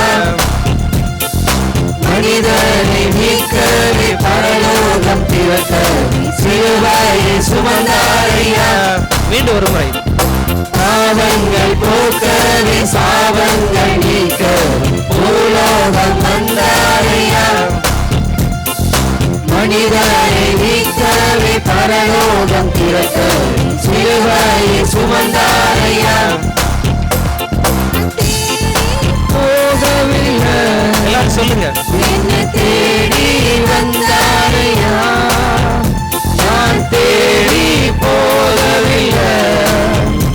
என்ன தேடி வந்தாரையா.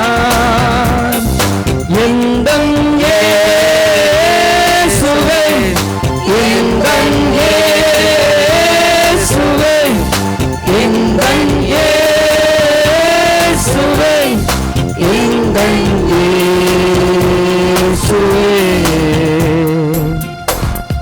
தங்கத்துக்கு இதுல எல்லாரும் சொல்லுங்க. நான் தேடி போகவில்லை. எல்லாரும் சொல்லுங்க. என்னை தேடி வந்தார் ஐயா. இந்த உலகத்துல எந்த எதிர்பார்ப்பு இல்லாம உங்களை உண்மையா அன்பு செய்யறது இயேசு கிறிஸ்து மட்டும்தான். இந்த மனிதர்கள் எதையாவது கொடுத்தாதான் எதையாவது செய்வாங்க. ஆனா எந்த எதிர்பார்ப்பு இல்லாம உங்க தேடி வர்றது ஆண்டவர் தான். உங்க கூட இருக்கிறது அந்த ஆண்டவர் தான். இந்த இயேசு கிறிஸ்து அந்த வெளிச்சம் ஒளி உங்க மேல படும்போது ஆண்டவர் பரிசுத்தமா வாழ வைப்பார். அல்லேலூயா. அப்படியே பாவத்தை கண்டா ஓடியே போயிருங்க. டிவி வீட்டில் நாடகம்னு நுப்பாட்டி போட்டுருவீங்க. இந்த சினிமா தலைவர்கள் பேரை சொல்லவே மாட்டீங்க. வாயில இந்த சினிமாக்காரங்க பேரை வாயில உச்சரிச்சா கூட பாவம் தாங்க. இன்னைக்கு நிறைய வீட்டை ஆட்டி படைக்கிறது இந்த சினிமா ஆவிகள் தான். இந்த சினிமாக்காரங்களை போட்டு தலையில தூக்கி வச்சு சினிமா ஆவிகள் சின்ன பின்னமா கிடக்கு. ஆனால் இயேசுவின் வெளிச்சம் உங்கள் மேல படும்போது அவர் ஒரே ஒரு பரிசு தான் உங்களை கொடுப்பாருங்க. உங்களை பரலோகத்துக்கு கூட்டிட்டு போயிடுவாருங்க. கரங்களை தட்டி ஆண்டவருக்கு நன்றி சொல்லுவோம். ஹல்லேலூயா, ஹல்லேலூயா. அமர்ந்து கொள்ளும். முதலாவது, இந்த இயேசு இருளை நீக்கி பாவத்திலிருந்து விடு. எனக்கு கிடைச்ச முதல் பரிசு என்னன்னா, அந்த பாவத்தை விட்டு வெளியேறது, அந்த தீமையை விட்டு வெளியேறது. நான் இயேசுவோட இணைந்து வாழ ஆரம்பிச்சிட்டேன். எங்க வீட்டில் பார்த்தீங்கன்னா நிறைய இந்த கல்லூரி காலங்கள் நிறைய படித்த புத்தகங்கள் அப்படியே அடிக்கி வச்சிருந்தேன். ஆனால் இன்னைக்கு எங்கள் வீட்டில் அத்தனையும் தூக்கி வெளியே வச்சுட்டு இந்த இயேசு பைபிளை பற்றி உள்ள புத்தகங்கள் ஆயிரக்கணக்கான புத்தகங்கள் எங்கள் வீட்டில் வாங்கி வச்சிருக்கிறேன். என்னன்னா, நான் இயேசு எனக்குள்ள வந்த பிறகு எங்கள் வீடே ஆலயமாக மாறிட்டு. ஹல்லேலூயா, ஹல்லேலூயா.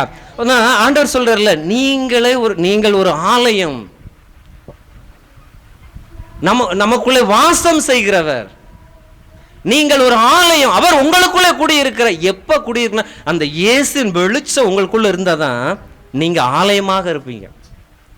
நடமாடு சப்பரம், இந்த மரத்தினால செஞ்ச சப்பரத்தை தூக்கிக்கிட்டு தெரு தெருவா போறாங்க. ஆனா நம்மெல்லாம் உயிருள்ள சப்பரங்க, நடமாடும் சப்பரம். எனக்குள்ள அந்த வெளிச்சம் இருக்கிறார்.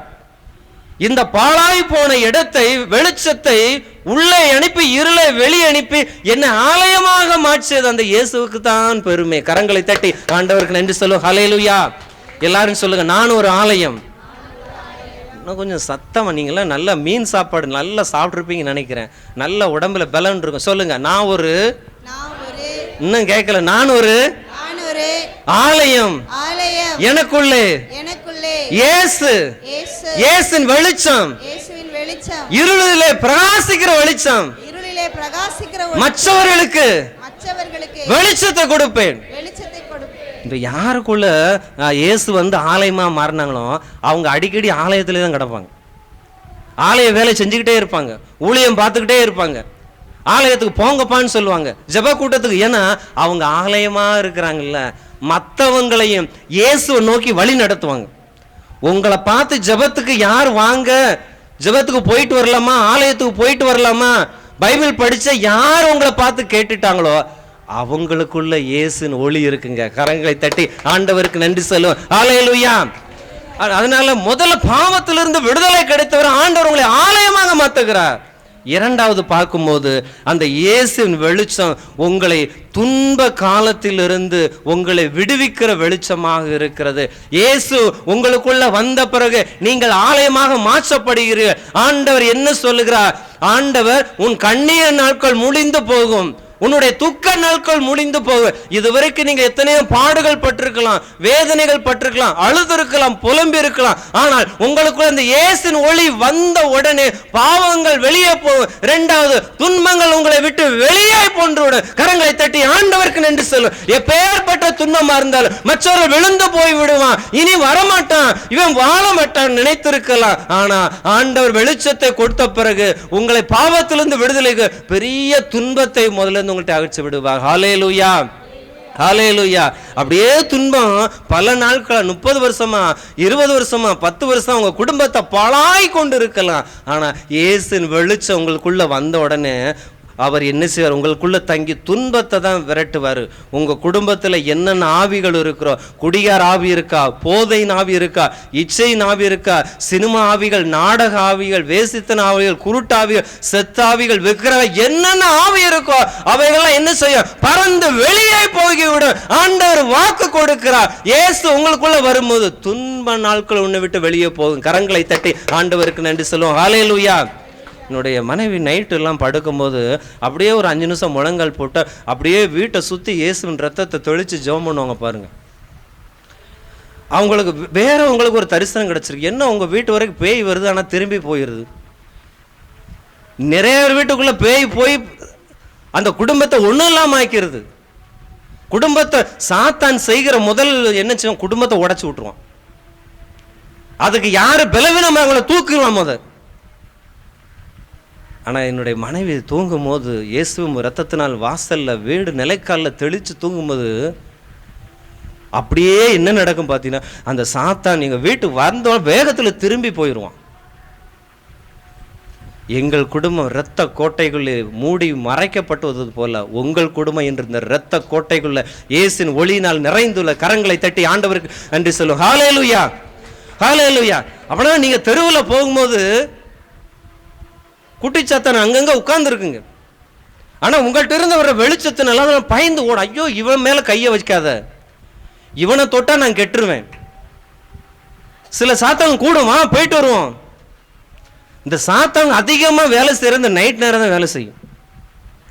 அதிகமா இந்த இருளில் இருந்த பாவங்கள் அதிகமா நடக்கும். ஆனா ஆண்டவர், நீ இருளிலே பிரகாசிக்கிற வெளிச்சம், நீ நடந்து போகும்போது, நீ அமரும் போதும் அந்த வெளிச்சம் கூட இருக்கும் போது அப்படியே இந்த பாவங்கள் விலகி சாத்தான்லாம் ஓட ஆரம்பிச்சிடும். அப்படியே எங்க இருந்து தான் பாத்தீங்கன்னா நீ இயேசுக்குள்ள வர வர வேண்டாத சொந்தங்கள்லாம் வெளியே ஓடிடுவாங்க. அதனால யாரும் உங்களை விட்டு பிரிஞ்சு போனாலும் கவலைப்படாதீங்க. இயேசு உங்களுக்கு கூட வந்துட்டாருன்னா, இயேசுவின் வெளிச்சம் உங்க கூட வந்துட்டா தேவையில்லாத மனிதர்களை ஆண்டவர் அனுப்பி விடுவார். ஹல்லேலூயா. எவ்வளவுதான் உதவி செஞ்சாலும் போயிட்டாங்களே, போட்டுங்க. இயேசு உங்களுக்கு ஏற்ற மனிதர்களை உங்க கூட அனுப்புவார். ஹல்லேலூயா. இயேசுக்கே நன்றி. இந்த இடத்துல துன்ப காலங்களில் இயேசு ஒளியாக இருக்கிறார். விடுதலை பயணம் 10:22 வாசிக்கிறோம்.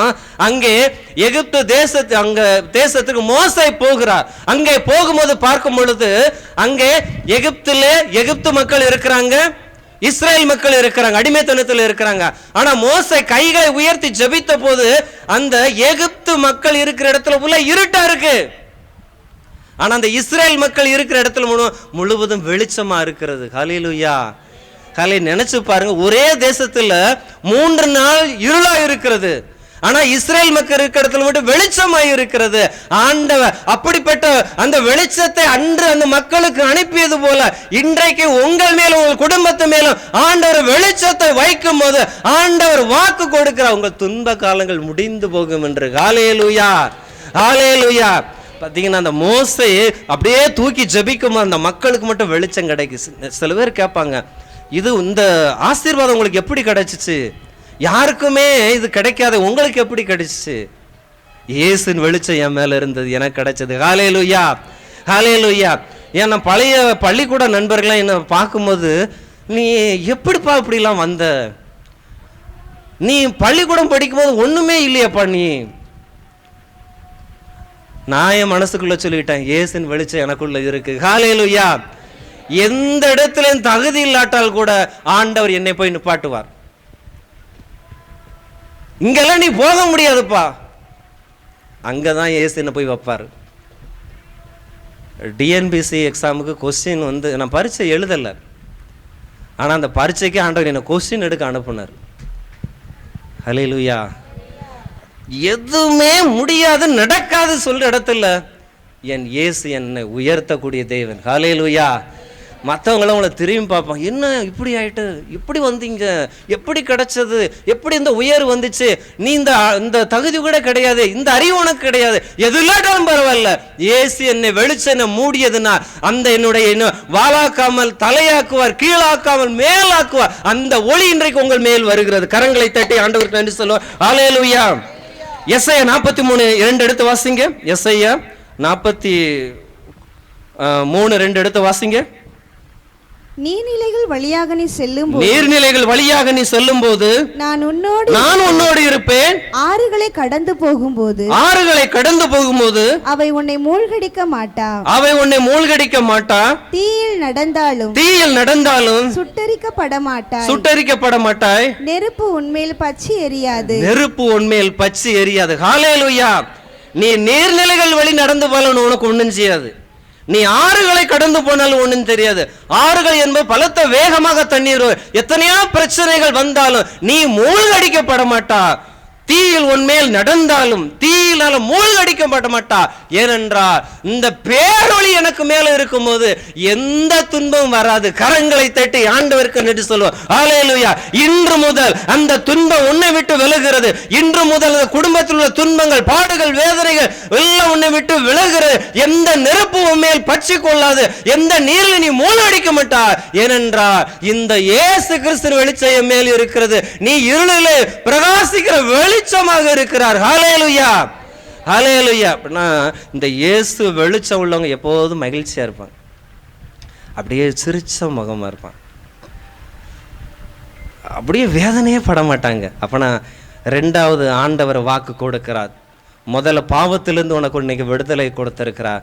இரண்டாவது துன்ப காலங்களில் உன்னோடு இயேசின் ஒளி இருந்து துன்பத்திலிருந்து இன்னைக்கு உன்னை விடுவித்திருக்கிறார். மீண்டும் கரங்களை தட்டி ஆண்டவருக்கு நன்றி சொல்லுவோம். ஹல்லேலூயா, ஹல்லேலூயா. ஒரு பல்லவியை பாடுவோம். ஒரு கிறிஸ்துவுக்குள் வாழும் எனக்கு ஒரு பல்லவி, ஒரு சரணம். நல்ல கைகளை தட்டி பாடுவோமா? கிறிஸ்துவுக்குள் வாழும் எனக்கு எப்போதும் வெற்றி உண்டு. நல்ல உற்சாகமா பின்னாடி இருக்கவங்களா உற்சாகமா. வாழும் எனக்கு எப்போதும் நல்ல உற்சாகமா கரங்களை தட்டி வெற்றி உண்டு, வெற்றி உண்டு, வெற்றி உண்டு, நமக்கு வெற்றி உண்டு, வெற்றி உண்டு, வெற்றி உற்சாகம் உற்சாகமா. வெற்றி உண்டு, வெற்றி உண்டு, வெற்றி உண்டு, நமக்கு வெற்றி உண்டு, வெற்றி உண்டு, வெற்றி உண்டு. கிறிஸ்துவுக்குள் வாழும் எனக்கு சத்தமை பாடுங்க. எப்போதும் வெற்றி உண்டு. கிறிஸ்துவுக்குள் வாழும் எனக்கு எப்போதும் வெற்றி உண்டு. என்னென்ன துன்பம் வந்தாலும் சத்தமாய் நான் கலங்கிடவே மாட்டேன். என்னென்ன துன்பம் வந்தாலும் நான் கலங்கிடவே மாட்டேன். யார் என்ன சொன்னாலும், யார் என்ன சொன்னாலும் நான் சோர்ந்து போக மாட்டேன், நான் சோர்ந்து போக மாட்டேன். கிறிஸ்துவுக்குள் வாழும் எனக்கு எப்போதும் வெற்றி உண்டு. கிறிஸ்துவுக்குள் வாழும் எனக்கு எப்போதும் வெற்றி உண்டு. ஆனா அந்த கிறிஸ்துவின் வெளிச்சம் உங்களுக்குள்ள வரும்போது பாவத்தை விட்டு ஓடியே போயிருவீங்க. இரண்டாவது, துன்பத்திலே நீங்கள் இருந்தாலும் துன்பங்கள் உங்களை மூழ்கடிக்காது. எல்லாரும் சத்தமா சொல்லுங்க, துன்பங்கள் என்னை மூழ்கடிக்காது. ஒருவேளை துன்பங்கள் பாடாய்படுத்தும், வாழையா சாவையான் துன்பங்கள் கதவை தட்டிக்கிட்டே இருக்கும். ஆனால் நீங்கள் தோற்று போக மாட்டீர்கள், நீங்கள் வென்று காமிப்பீர்கள். ஹல்லேலூயா, ஹல்லேலூயா. நீ நலம் பெறுவாய், வெற்றி காண்பாய். ஆண்டவர், நீ நலம் பெறுவாய், வெற்றி காண்பாய். ஹல்லேலூயா. மூன்றாவது, அந்த கிறிஸ்துவின் ஒளி உங்களுக்கு நல்ல ஒரு வழிகாட்டுதலை கொடுக்கும். கிறிஸ்துவின் ஒளி நல்ல ஒரு பாதையை அமைச்சு உங்களுக்கு மூன்றாவது கொடுக்கும். இயேசுவின் ஒளியை பின்பற்றுபவர்கள் சரியான முடிவுகளை எடுக்க உதவி செய்வார்கள், நன்மை நீதியின் பாதையில் நடத்துவார்கள். இயேசு நம்முடைய வாழ்க்கைய பாதையே மாற்றி விடுவாருங்க. அப்ப கிறிஸ்துவின் ஒரு வழி நல்ல ஒரு வழிகாட்டுதலை கொடுக்கும்.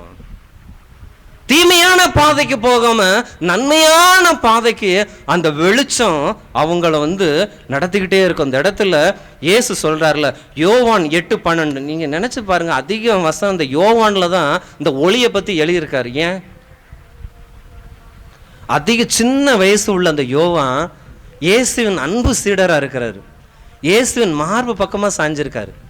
அந்த இயேசுவின் தாயை பாதுகாக்கிற பணி அந்த யோவானுக்கு தான் கிடைச்சது. அவர் இரத்த சாட்சியா மறிக்கல. திருவெளிப்பாடு நூல்ல ஒரு பத்மோ தீவில் இருக்கும்போது அந்த வெளிச்சம் அந்த இயேசுக்கு வெளிச்சம் ஆட்கொண்டு தான் அந்த புத்தகத்தையே எழுதினார். அந்த வெளிச்சத்தை கண்டு அதை பார்த்து அவர் தான் இந்த இயேசுவின் ஒளியை பத்தி அதிகமா வசனம், மற்ற எந்த புனிதர்களும் அந்த மாதிரி எழுதல. அந்த யோவான் தான் அந்த வெளிச்சத்தை பத்தி அதிகமா தியானிச்சிருக்காரு. இந்த இடத்துல யோவான் 8:12 எடுத்து வாசிங்க. உலகின் மக்களை பார்த்து, யோவான் 8:12, இயேசு மக்களை பார்த்து, உலகின் ஒளி நானே, உலகின் ஒளினாலே என்னை பின்தொடர்பவர் இருளில் நடக்க மாட்டார். போதும். இயேசு என்ன சொல்றாருன்னா, நான் நல்ல ஒரு வழி காட்டுவேன், என்ன பின்பற்றுங்க. இந்த உலகத்துல ஒளி நான் தான், என்ன பின்பற்றுங்க. நீங்க பக்கத்து வீட்டுக்காரங்க மாதிரியோ அந்த தலைவர் மாதிரி நீங்க பின்பற்ற வேண்டாம், அவங்கள மாதிரியோ நான் இருக்கணும்னு நினைக்க வேண்டாம். இயேசு இந்த இடத்துல சொல்றாரு, உங்க பிள்ளைகள் அவங்கள மாதிரி முடி வெட்டிக்கிறது, அவங்கள மாதிரி பேண்ட கிழிச்சு விட்டுக்கிறது, அவங்கள மாதிரி சில காரியங்களை செய்யறது, இதெல்லாம் சாத்தானின் ஆதிக்கம். நீங்க மத்தவங்கள மாதிரி முடி வெட்ட வேண்டாம், ட்ரெஸ் போட வேண்டாம். ஆண்டவர் சொல்றாருல்ல, நான் தானப்பா உலகத்துல ஒளி, நீங்க என்ன பின்பற்றுங்கப்பா. ஆனா இன்னைக்கு கல்லூரியில பாத்தீங்கன்னா முடி அசிங்கமா வெட்டுறான்.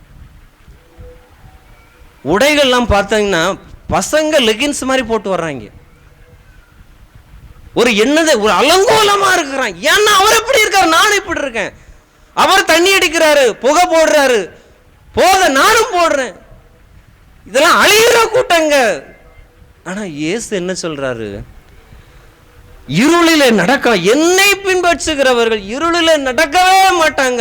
நீங்க பழைய ஏற்பாட்டுல ஏனோக்கு ஆண்டவரோட 300 ஆண்டுகள் நடந்தாராம். யோசேப்பு பாவத்திலே விடல, தானியேல் பாவத்திலே விடல. ஏன்னா ஆண்டவரை பின்பற்றினார்கள். இன்றைக்கு ஆண்டவர் உங்ககிட்ட என்ன சொல்லாருன்னா, நான் உலகத்தின் வெளிச்சமா இருக்கிற, நீ யாரையும் பின்பற்றாத, நீ என்ன மற்றும் பின்பற்று, நான் உனக்கு வெற்றியை தருவேன். கரங்களை தட்டி ஆண்டவருக்கு நன்றி சொல்லுவேன். ஹல்லேலூயா. நான் நானாக இருந்தா போதும், யாரையும் பின்பற்றுவதற்கு நான் கிடையாது. நான் இயேசுதான் என் கண் முன்னாடி இருக்கிறார், அவரோட வெளிச்சம் என்னை பின்பற்றுச்சோ நான் மற்றவங்க வழியிலே போக மாட்டேன். இன்னைக்கு பார்த்தீங்கன்னா வீட்டுக்குள்ளே வேற யார் படத்தை ஓட்டி வச்சுக்கிட்டு, புத்தகத்துக்குள்ள வேற யார் படத்தை வச்சு, கதவுக்குள்ள வேற யார் படத்தை வச்சு, கையில் அவங்க பேரை பச்சை குத்தி, பைக்கில் அவங்க போட்டோ போட்டு, இப்படிப்பட்ட மத்தியில வாழ்ந்து கொண்டு இருக்கிறோம். இன்றைக்கு ஆண்டவர் அழைப்பு கொடுக்கிறார், நீ என்ன பின்பற்று, வேற யார் வழியிலும் போவாத, நான் தானப்பா உலகத்தை வெளிச்சம். இன்னைக்கு சாத்தானில இருளுல நிறைய பேர் மூழ்கி போக ஆசைப்படுறாங்க. இயேசு உங்க வீட்டில் ஓரம் உட்காந்து அழுதுகிட்டு இருக்காரு, நான் உனக்கு இப்படிப்பட்ட வாழ்க்கையை கொடுத்தனே, கொரோனாவில் கூட உன்னை தப்பிக்க வச்சேனே, ஆனால் நீ வேறொரு வழியில் போகாத. மகனே மகளை, நீ செய்கிறது தப்பு, நீ அந்த வழியில் போகாத, நீ என்னை பின்பற்றி வா, நான் உனக்கு உன் தலையை உயர்த்தி உன் தலையிலே நறுமண தைலத்தினால பூசுவேன்னு கர்த்தர் வாக்கு கொடுக்கிற. கைகளை தட்டி ஆண்டவருக்கு நன்றி சொல்லுவோம். ஹல்லேலூயா, ஹல்லேலூயா, இயேசுவுக்கு நன்றி. அதான் அந்த விடுதலை பயணம் 3:2 அந்த 30 நடுவே தீப்பிழம்பில் ஆண்டவர் மோசேக்கு தோன்றுகிறார். அங்கே விடுதலை பயணம் 13:21 அங்க 40 ஆண்டுகள் எகிப்திலிருந்து கானான் தேசத்தை நோக்கி போறாங்க. இப்ப மாதிரி கரண்ட் கிடையாது, எலக்ட்ரிசிட்டி கிடையாது. ஆனா ஆண்டவர் சொல்லிட்டாரு, நீ போய் என் ஜனங்களை மீட்டு வா. இந்த 40 வருஷமும் ஆண்டவர் பகலிலே மேகத்தூணாவும் இரவிலே நெருப்பு தூணாவும் 40 வருஷம் அந்த மக்களை அந்த வெளிச்சத்தினால நடத்தினார்ல, அந்த ஆண்டவர் உனக்குள்ள வெளிச்சமா வந்தா உன் வாழ்நாளெல்லாம் உன்னை நடத்துவார். கரங்களை தட்டி ஆண்டவருக்கு நன்றி சொல்லுவோம். ஹல்லேலூயா, ஹல்லே. நினைச்சு பாருங்க, 40 வருஷம் மேகத்தூணாவும் நெருப்பு தூணாவும் அந்த மக்களை வழிநடத்திய தேவன் ஏன் என்னை வழிநடத்த மாட்டார்? அவருக்குள்ள பிரகாசிக்க எனக்குள்ள இருக்கும்போது நான் அவர் வழியிலே போவேன். நான் இடமோ வடமோ திரும்ப மாட்டேன், நான் அவர் வழியிலே செல்லுவேன். யார் எனக்குள்ளே குறுக்க வர முடியாது. நான் அதெல்லாம் வேண்டாம், நான் எனக்கு வெளிச்சமா இருக்கிறார், அவர் எனக்கு பாதைகளை அமைத்து தருவார், அவர் வழியில தான் நான் செல்லுவேன். ஹல்லேலூயா, ஹல்லேலூயா. இயேசு கிறிஸ்து எதை செய்தாலும் அவர்கிட்ட போய் முழங்கால் போட்டு கேளுங்க, நான் என்னப்பா செய்யணும், எப்படி செய்யணும்.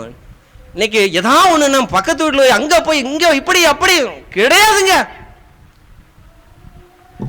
இயேசு தாங்க உங்களுக்கு உண்மையா வழிகாட்ட முடியும். அதுக்கு பிறகுதான் மற்றவங்க எல்லாம். அப்படின்னா 40 வருஷம் அந்த மேகத்தூண் நெருப்பு விட்டு போகல. அந்த நெருப்பு தூண் இன்னைக்கு உங்களுக்குள்ள இருக்கும் போது இன்னும் ஒரு வருடத்துல பாருங்க, இந்த ஊர்ல நீங்க பெரிய ஆளா இருப்பீங்க. கரங்களை தட்டி ஆண்டவருக்கு நன்றி சொல்லுவோம். ஹல்லேலூயா, ஹல்லேலூயா, இயேசுவுக்கே நன்றி. மரியே வாழ்க.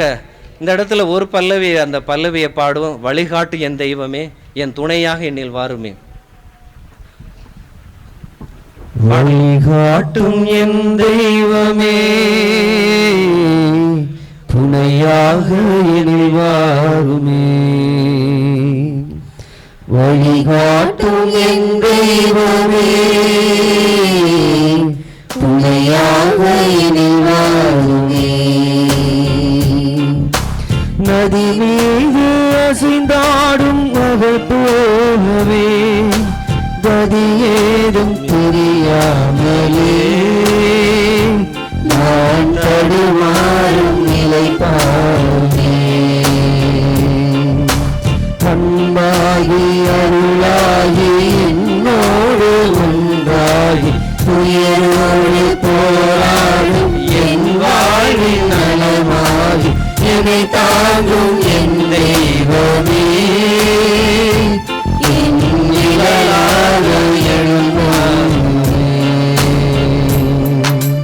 வழிகாட்டும் என் தெய்வமே, துணையாக என்னில் வாருமே.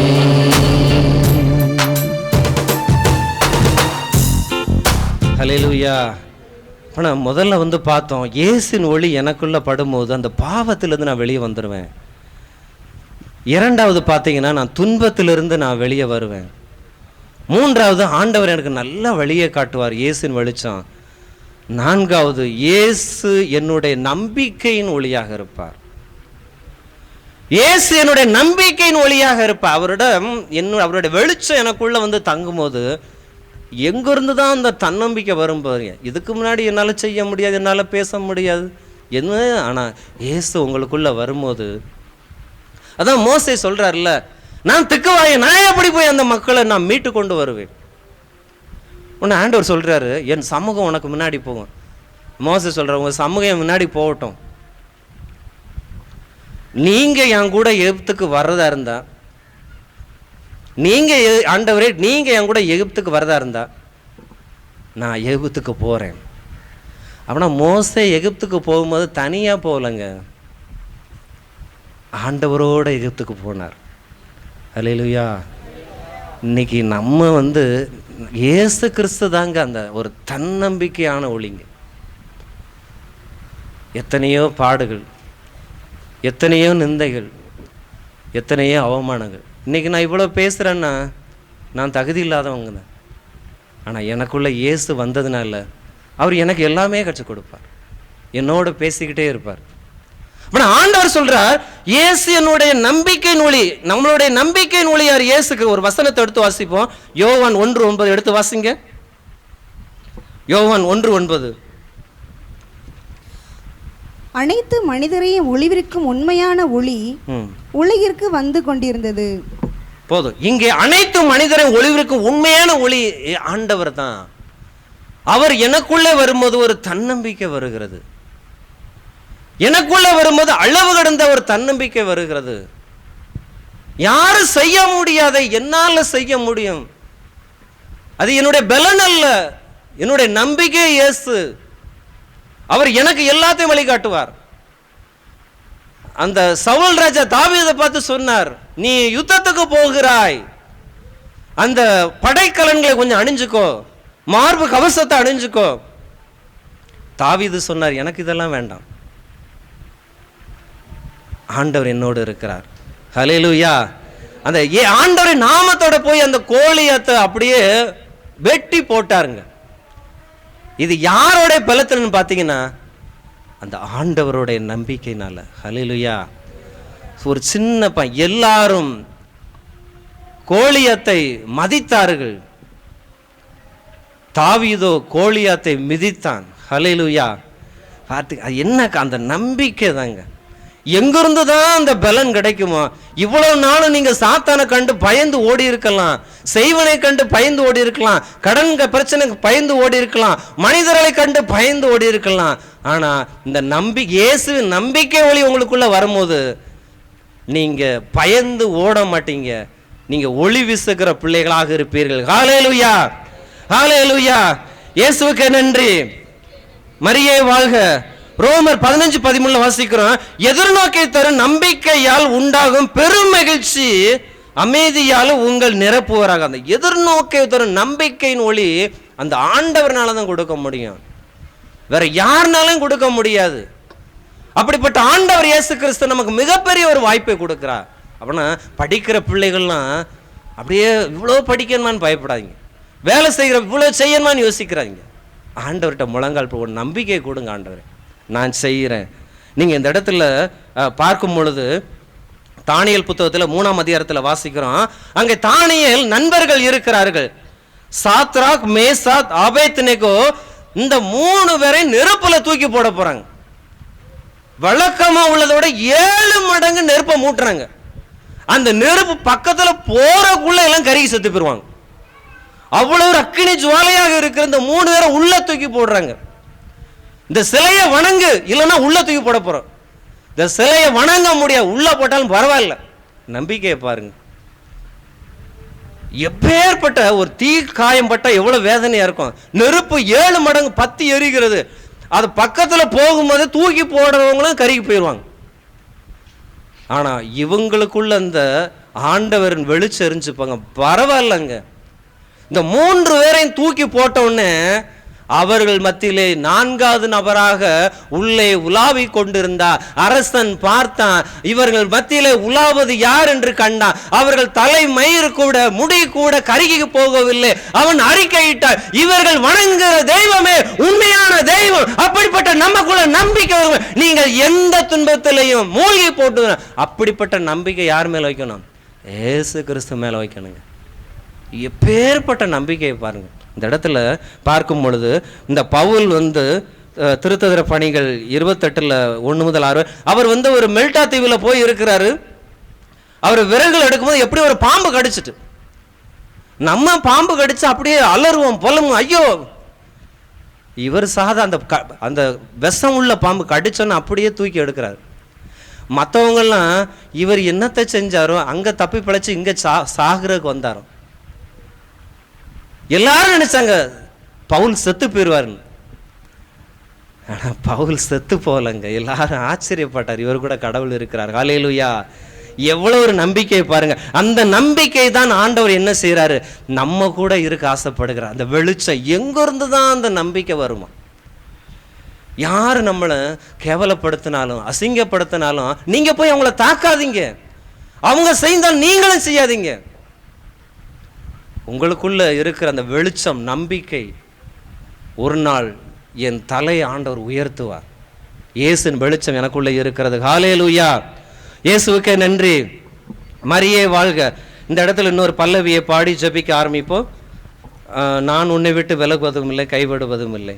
அந்த பாடலை பாடுவோம். ஒரு பல்லவியை பாடுவோம் மட்டும். நான் உன்னை விட்டு விலகுவதில்லை, நான் உன்னை என்றும் கைவிடுவதில்லை. நான் உன்னை விட்டு விலகுவதில்லை, நான் உன்னை என்றும் கைவிடுவதில்லை. நான் உன்னை காண்கின்ற தேவன், கண்மணி போல் உன்னை காப்பேன். நான் உன்னை காண்கின்ற தேவன், கண்மணி போல் உன்னை காப்பேன். நான் உன்னை விட்டு விலகுவதில்லை, நான் உன்னை என்றும் கைவிடுவதில்லை. ஹல்லேலூயா. அப்பனா அந்த கிறிஸ்துவின் நம்பிக்கை ஒளியை நமக்குள்ள பெற்றுக்கொள்ளணும். அதான் எஸ்ஐயா 60:20 ஆண்டவரே உனக்கு என்றுமுள்ள ஒளியாக இருக்கிறார். இந்த உலகத்துல சூரியன்கள் சந்திரங்கள் எல்லாம் மறைந்து போனாலும் அவருடைய ஒளி என்னைக்கு அழியாதுங்க. சரி முடிச்சிடலாம். ஆமா, அப்படின்னா அவருடைய ஒளி என்னைக்கு அழிஞ்சு போகாது. ஹல்லேலூயா. நம்ம முதல்ல பார்த்தோம், இயேசு ஒளி நமக்குள்ள வரும்போது பாவத்தை விட்டு ஓடியே போயிடுவாங்க. இரண்டாவது, துன்ப காலங்களில் இயேசு ஒளியாக இருப்பார். மூன்றாவது, வழிகாட்டுவார். நான்காவது, நம்பிக்கையின் ஒளியாக இருப்பார். ஹல்லேலூயா. இந்த நேரத்தில் பார்த்துங்க, இன்னைக்கு ஆண்டவர் வார்த்தை மூலமாக உங்களை துளைத்து எடுத்திருக்கிறார். நீங்கள் இனி இருளில் இருக்க மாட்டீர்கள். இருளில் பிரகாசிக்கிற வெளிச்சமாக எல்லாம் கொஞ்சம் முன்னாடி வாங்க. ஒரு சின்ன ஜெபம் பண்ணி முடிச்சேன். எல்லாம் உட்கார்ந்துருக்கும், எல்லாம் முன்னாடி வாங்க. ஒரு நல்ல மனதுருக்கமான ஒரு ஜெபம் செய்யலாம். வாங்க எல்லாரும் முன்னாடி வாங்க.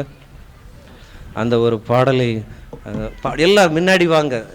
எல்லாம் நீங்கள் இன்னைக்கு வெளிச்சத்தை பெற்றிருக்கிறீர்கள், உண்மையில் சந்தோஷமாக இருக்கிறது. நீங்கள் வாருங்க, எல்லாம் இன்னும் முன்னாடி வந்துருங்க. எல்லாம் முன்னாடி வாங்க. ஆண்டவர் இன்றைக்கு ஒரு நல்ல ஒரு வாய்ப்பை கொடுத்திருக்கிறார். சகோதரர் உங்களுக்காக ஒரு நல்ல ஒரு கூட்டத்தை ஒழுங்குபடுத்தி இருக்கிறார். இந்த ஊர் மக்களுக்கு ஒரு வெளிச்சத்தை கொடுப்பதற்காக இன்னும் கொஞ்சம் முன்னாடி வந்துருங்க. எல்லாம் பின்னாடி இருக்கிறவங்களாம் முன்னாடி வாங்க. எல்லாம் முன்னாடி வாங்க. நல்ல மனதுருக்கத்தோட ஜெபம். எல்லாம் இன்னும் கொஞ்சம் அங்கங்க இன்னும் முன்னாடி வாங்க. நல்லா முன்னாடி வாங்க. எல்லாம் கண்களை மூடி ஜெபம் பண்ணுவோமா? எல்லாம் முன்னாடி வாங்க. எல்லாம் முன்னாடி வாங்க. ஆண்டவர்கிட்ட இப்ப என்ன கேட்கணும்? வெளிச்சத்தை கேட்கணும். இந்த பாடல் பாடுகிற வேலை எல்லாம் கண்களை மூடு, வேடிக்கை பார்க்காதீங்க. சகோதரர் பாடுவாங்க, நீங்க ஜெபம் பண்ணுங்க. ஆண்டவர்கிட்ட அந்த வெளிச்சத்தை கேளுங்க. கைகளை தட்டி கண்களை மூடி அபிஷேகம் தந்து வழி நடத்தும். கைகளை தட்டி பாடுவோம். கண்களை மூடி கைகளை தட்டி பாடுவோம். தந்து வழி நடத்தும். உற்சாகம். யாரையும் வேடிக்கை கண்களை மூடி ஒப்பு கொடுங்க. ஆண்டவரே, என்னுடைய இருள் என்னை விட்டு போகட்டும். அந்த வல்லமை என்னை விட்டு, தீய வாழ்க்கை என்னை விட்டு போகட்டும். ஆண்டவரே, தீமையான கேடுகள் என்னை விட்டு போகட்டும். ஆண்டவரே, பாவங்கள் என்னை விட்டு போகட்டும். சாபங்கள் என்னை விட்டு போகட்டும். ஆண்டவரே, நான் செய்கிற காரியங்களை ஒப்பு கொடுக்கிறேன். நான் என்னுடைய பாவ பழக்கங்கள், பாவ அடிமைத்தனங்கள், சினிமா ஆவிகள், செவிட்டாவிகள், குருட்டாவிகள் எல்லாம் என்னை விட்டு போகட்டும். ஆண்டவரே, முகத்தின் ஒளியினால் என்னை நிரப்புவீராக. எல்லாம் கேளுங்க. உங்கள் முச்செடி நடுவே தோன்றி நீரே மோசையை அழைத்து முச்செடி நடுவே தோன்றி நீரே மோசையை அழைத்து பேசினீரே. எகிப்து தேசத்துக்கு கூட்டி சென்றீரே, எகிப்து தேசத்துக்கு கூட்டி சென்றீரே. எங்களை நிரப்பு பயன்படுத்தும், எங்களை நிரப்பி பயன்படுத்தும். இறங்கி வரும் வல்லமை இறங்கி வரட்டும். ஒவ்வொரு மேல் இறங்கி வந்த ஆவியானது எங்களை நிரப்ப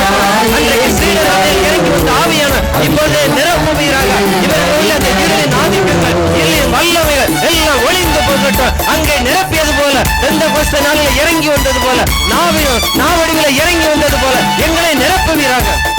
எல்லாம் கேளுங்க. ஆண்டவரே, இருள் என்னை விட்டு போகட்டும், வெளிச்சம் என்னை நிரப்பட்டும். வாய் திறந்து கேளுங்க, கண்களை மூடி கேளுங்க.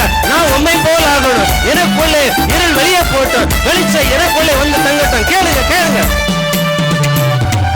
துனியாவின் ஜபத்திற்கு பதில் தந்தீரே, இறங்கி வந்தீர் அக்கினியாய். துனியாவின் ஜபத்திற்கு பதில் தந்தீரே, இறங்கி வந்தீர் அக்கினியாய். இருந்த அனைத்தையும் சுட்டெரித்தீரே, இருந்த அனைத்தையும் சுட்டெரித்தீரே. எங்களின் குற்றங்களை எங்களின் குற்றங்களை எரித்துவிடும் அக்கினி நெருப்பாய் இறங்கி வாருமே. ஆண்டவரே, உம் சமூகத்தில் வந்திருக்கிறேன். ஆண்டவரே, அழைத்து வந்திருப்பா. உம கரத்தில் என்னை ஒப்புக் கொடுக்கிறேன். என் மனைவியை ஒப்புக் கொடுக்கிறேன். என் பிள்ளைகளை ஒப்புக் கொடுக்கிறேன். என்னுள்ள ஒளியாக இருக்கிற இயேசுவே, என்னை நிரப்புங்க. இனி நான் ஆலயமாக மாற வேண்டும். எனக்குள்ளே வாசம் செய்ய வேண்டும். அந்த ஒளிப்பிக்கிற அந்த பேரொளி என் மீது வீச செய்வீராக. இனி நான் உம்மை தேடி வருகிறேன். உம்மோடு இருக்க ஆசைப்படுகிறேன். அந்த ஒளியினால் என்னை நிரப்புங்க. எங்கள் குடும்பத்தில் வெளிச்சம் உண்டாகட்டும். நீங்கள் எங்களை வழி நடத்துங்க ஆண்டவரே. நான் புதிய மனிதனாக, புதிய மனுஷியாக, உமக்கு பிள்ளையாக மாற வேண்டும் ஆசைப்படுகிறேன். இசையா நாவை தொட்டது போல எங்களின் நாவை தொட்டது. இசையா நாவை தொட்டது போல எங்களின் நாவை தொட்டது. யாரை நான் அனுப்புவேன் என்று சொன்னீரே, யாரை நான் அனுப்புவேன் என்று சொன்னீரே. உங்களை அனுப்பும் தேசத்திற்கு, எங்களை அனுப்பும் தேசத்திற்கு அச்சடி நெருப்பாய் இறங்கி வாரும். அபிஷேகம் தந்து வழி நடத்தும்.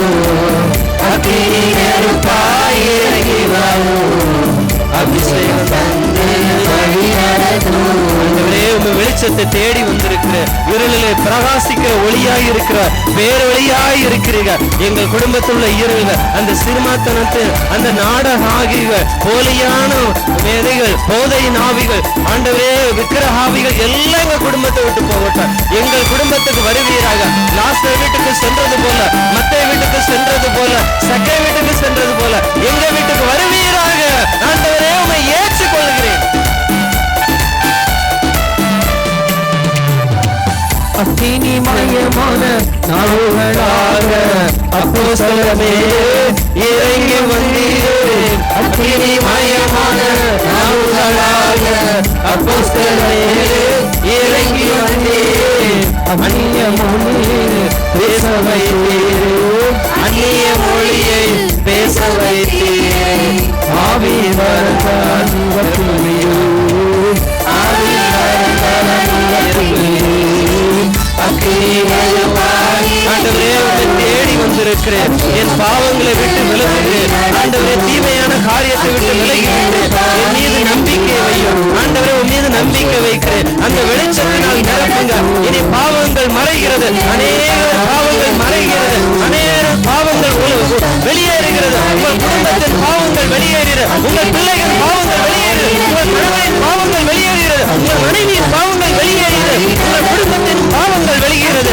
ஆண்டவர் உங்களுக்குள்ளே வருகிறார். ஆண்டவர் உங்களுக்குள்ளே தங்குகிறார். உங்களுக்குள்ளே வாசம் செய்கிறார். உங்கள் இதயத்தை தட்டி கொண்டிருக்கிறார். உங்களுக்குள்ளே தங்கி கொண்டிருக்கிறார். ஆண்டவர் அழைக்கிறார். அவர் உங்களுக்குள்ளே தங்கிவிட்டார். உங்கள் ஆலயமாக மாற்று. நீங்கள் ஒளியை பெற்ற பிள்ளைகளாக இருக்கிறார். ஒளி இருட்டிலே பிரகாசிக்கிற பிள்ளையா அவர் ஒளியை பெற்றுக் கொண்டு, ஆண்டவரே, ஒளியை பெற்றுவிட்டு எங்களுக்குள்ளே வாசம் செய்திருக்காங்க.